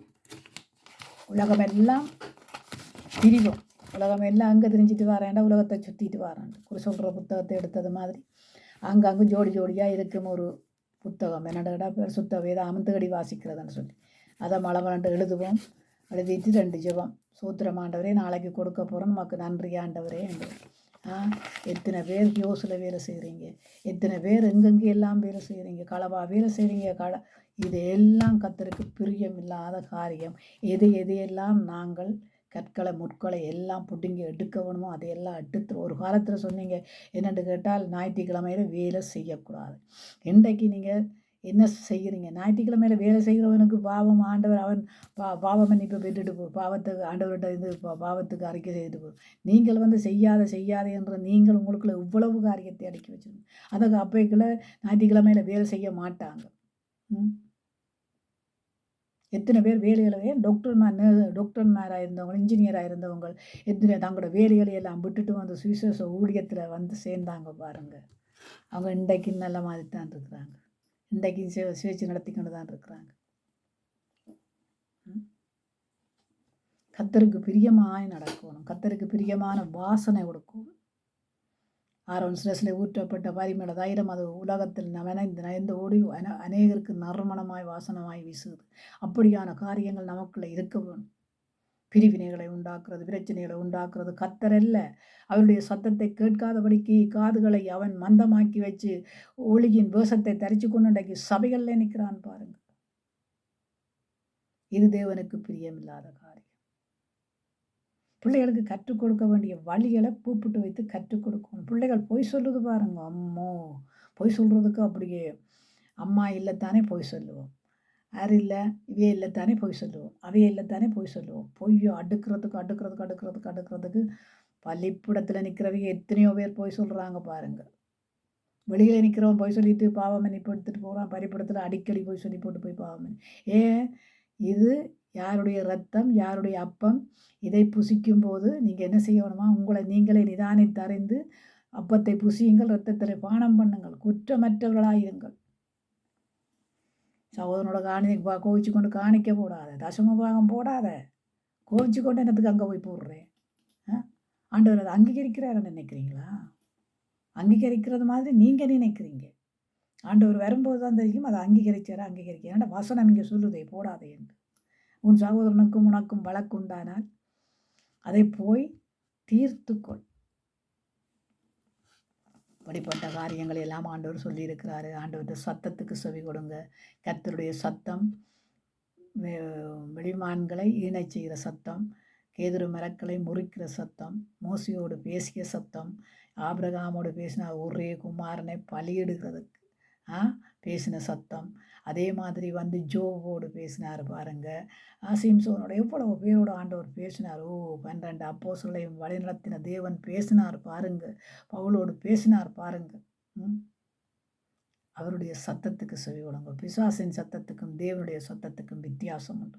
அவன் தந்திரமாய் பேசுவான், ஆனால் இவர் தந்திரம் உள்ளவர் அல்ல. அவர் சொன்னாலாகும், கட்டளையிட்டால் நிற்கும். அது சொன்னால் என்னுடைய நினைவல்ல உன்னுடைய நினைவும், என்னுடைய வழியும் அல்ல உன்னுடைய வழியும் என்று சொன்ன தேவனுடைய சத்தம் இது. தயவு செய்து மாற நினைங்க. நீங்கள்லாம் மாறணும். நீங்கள் தான் சத்தியத்தை அறிஞ்சு சத்தியத்துக்களால் விடுதலையாக்கப்பட்டு போகணும்.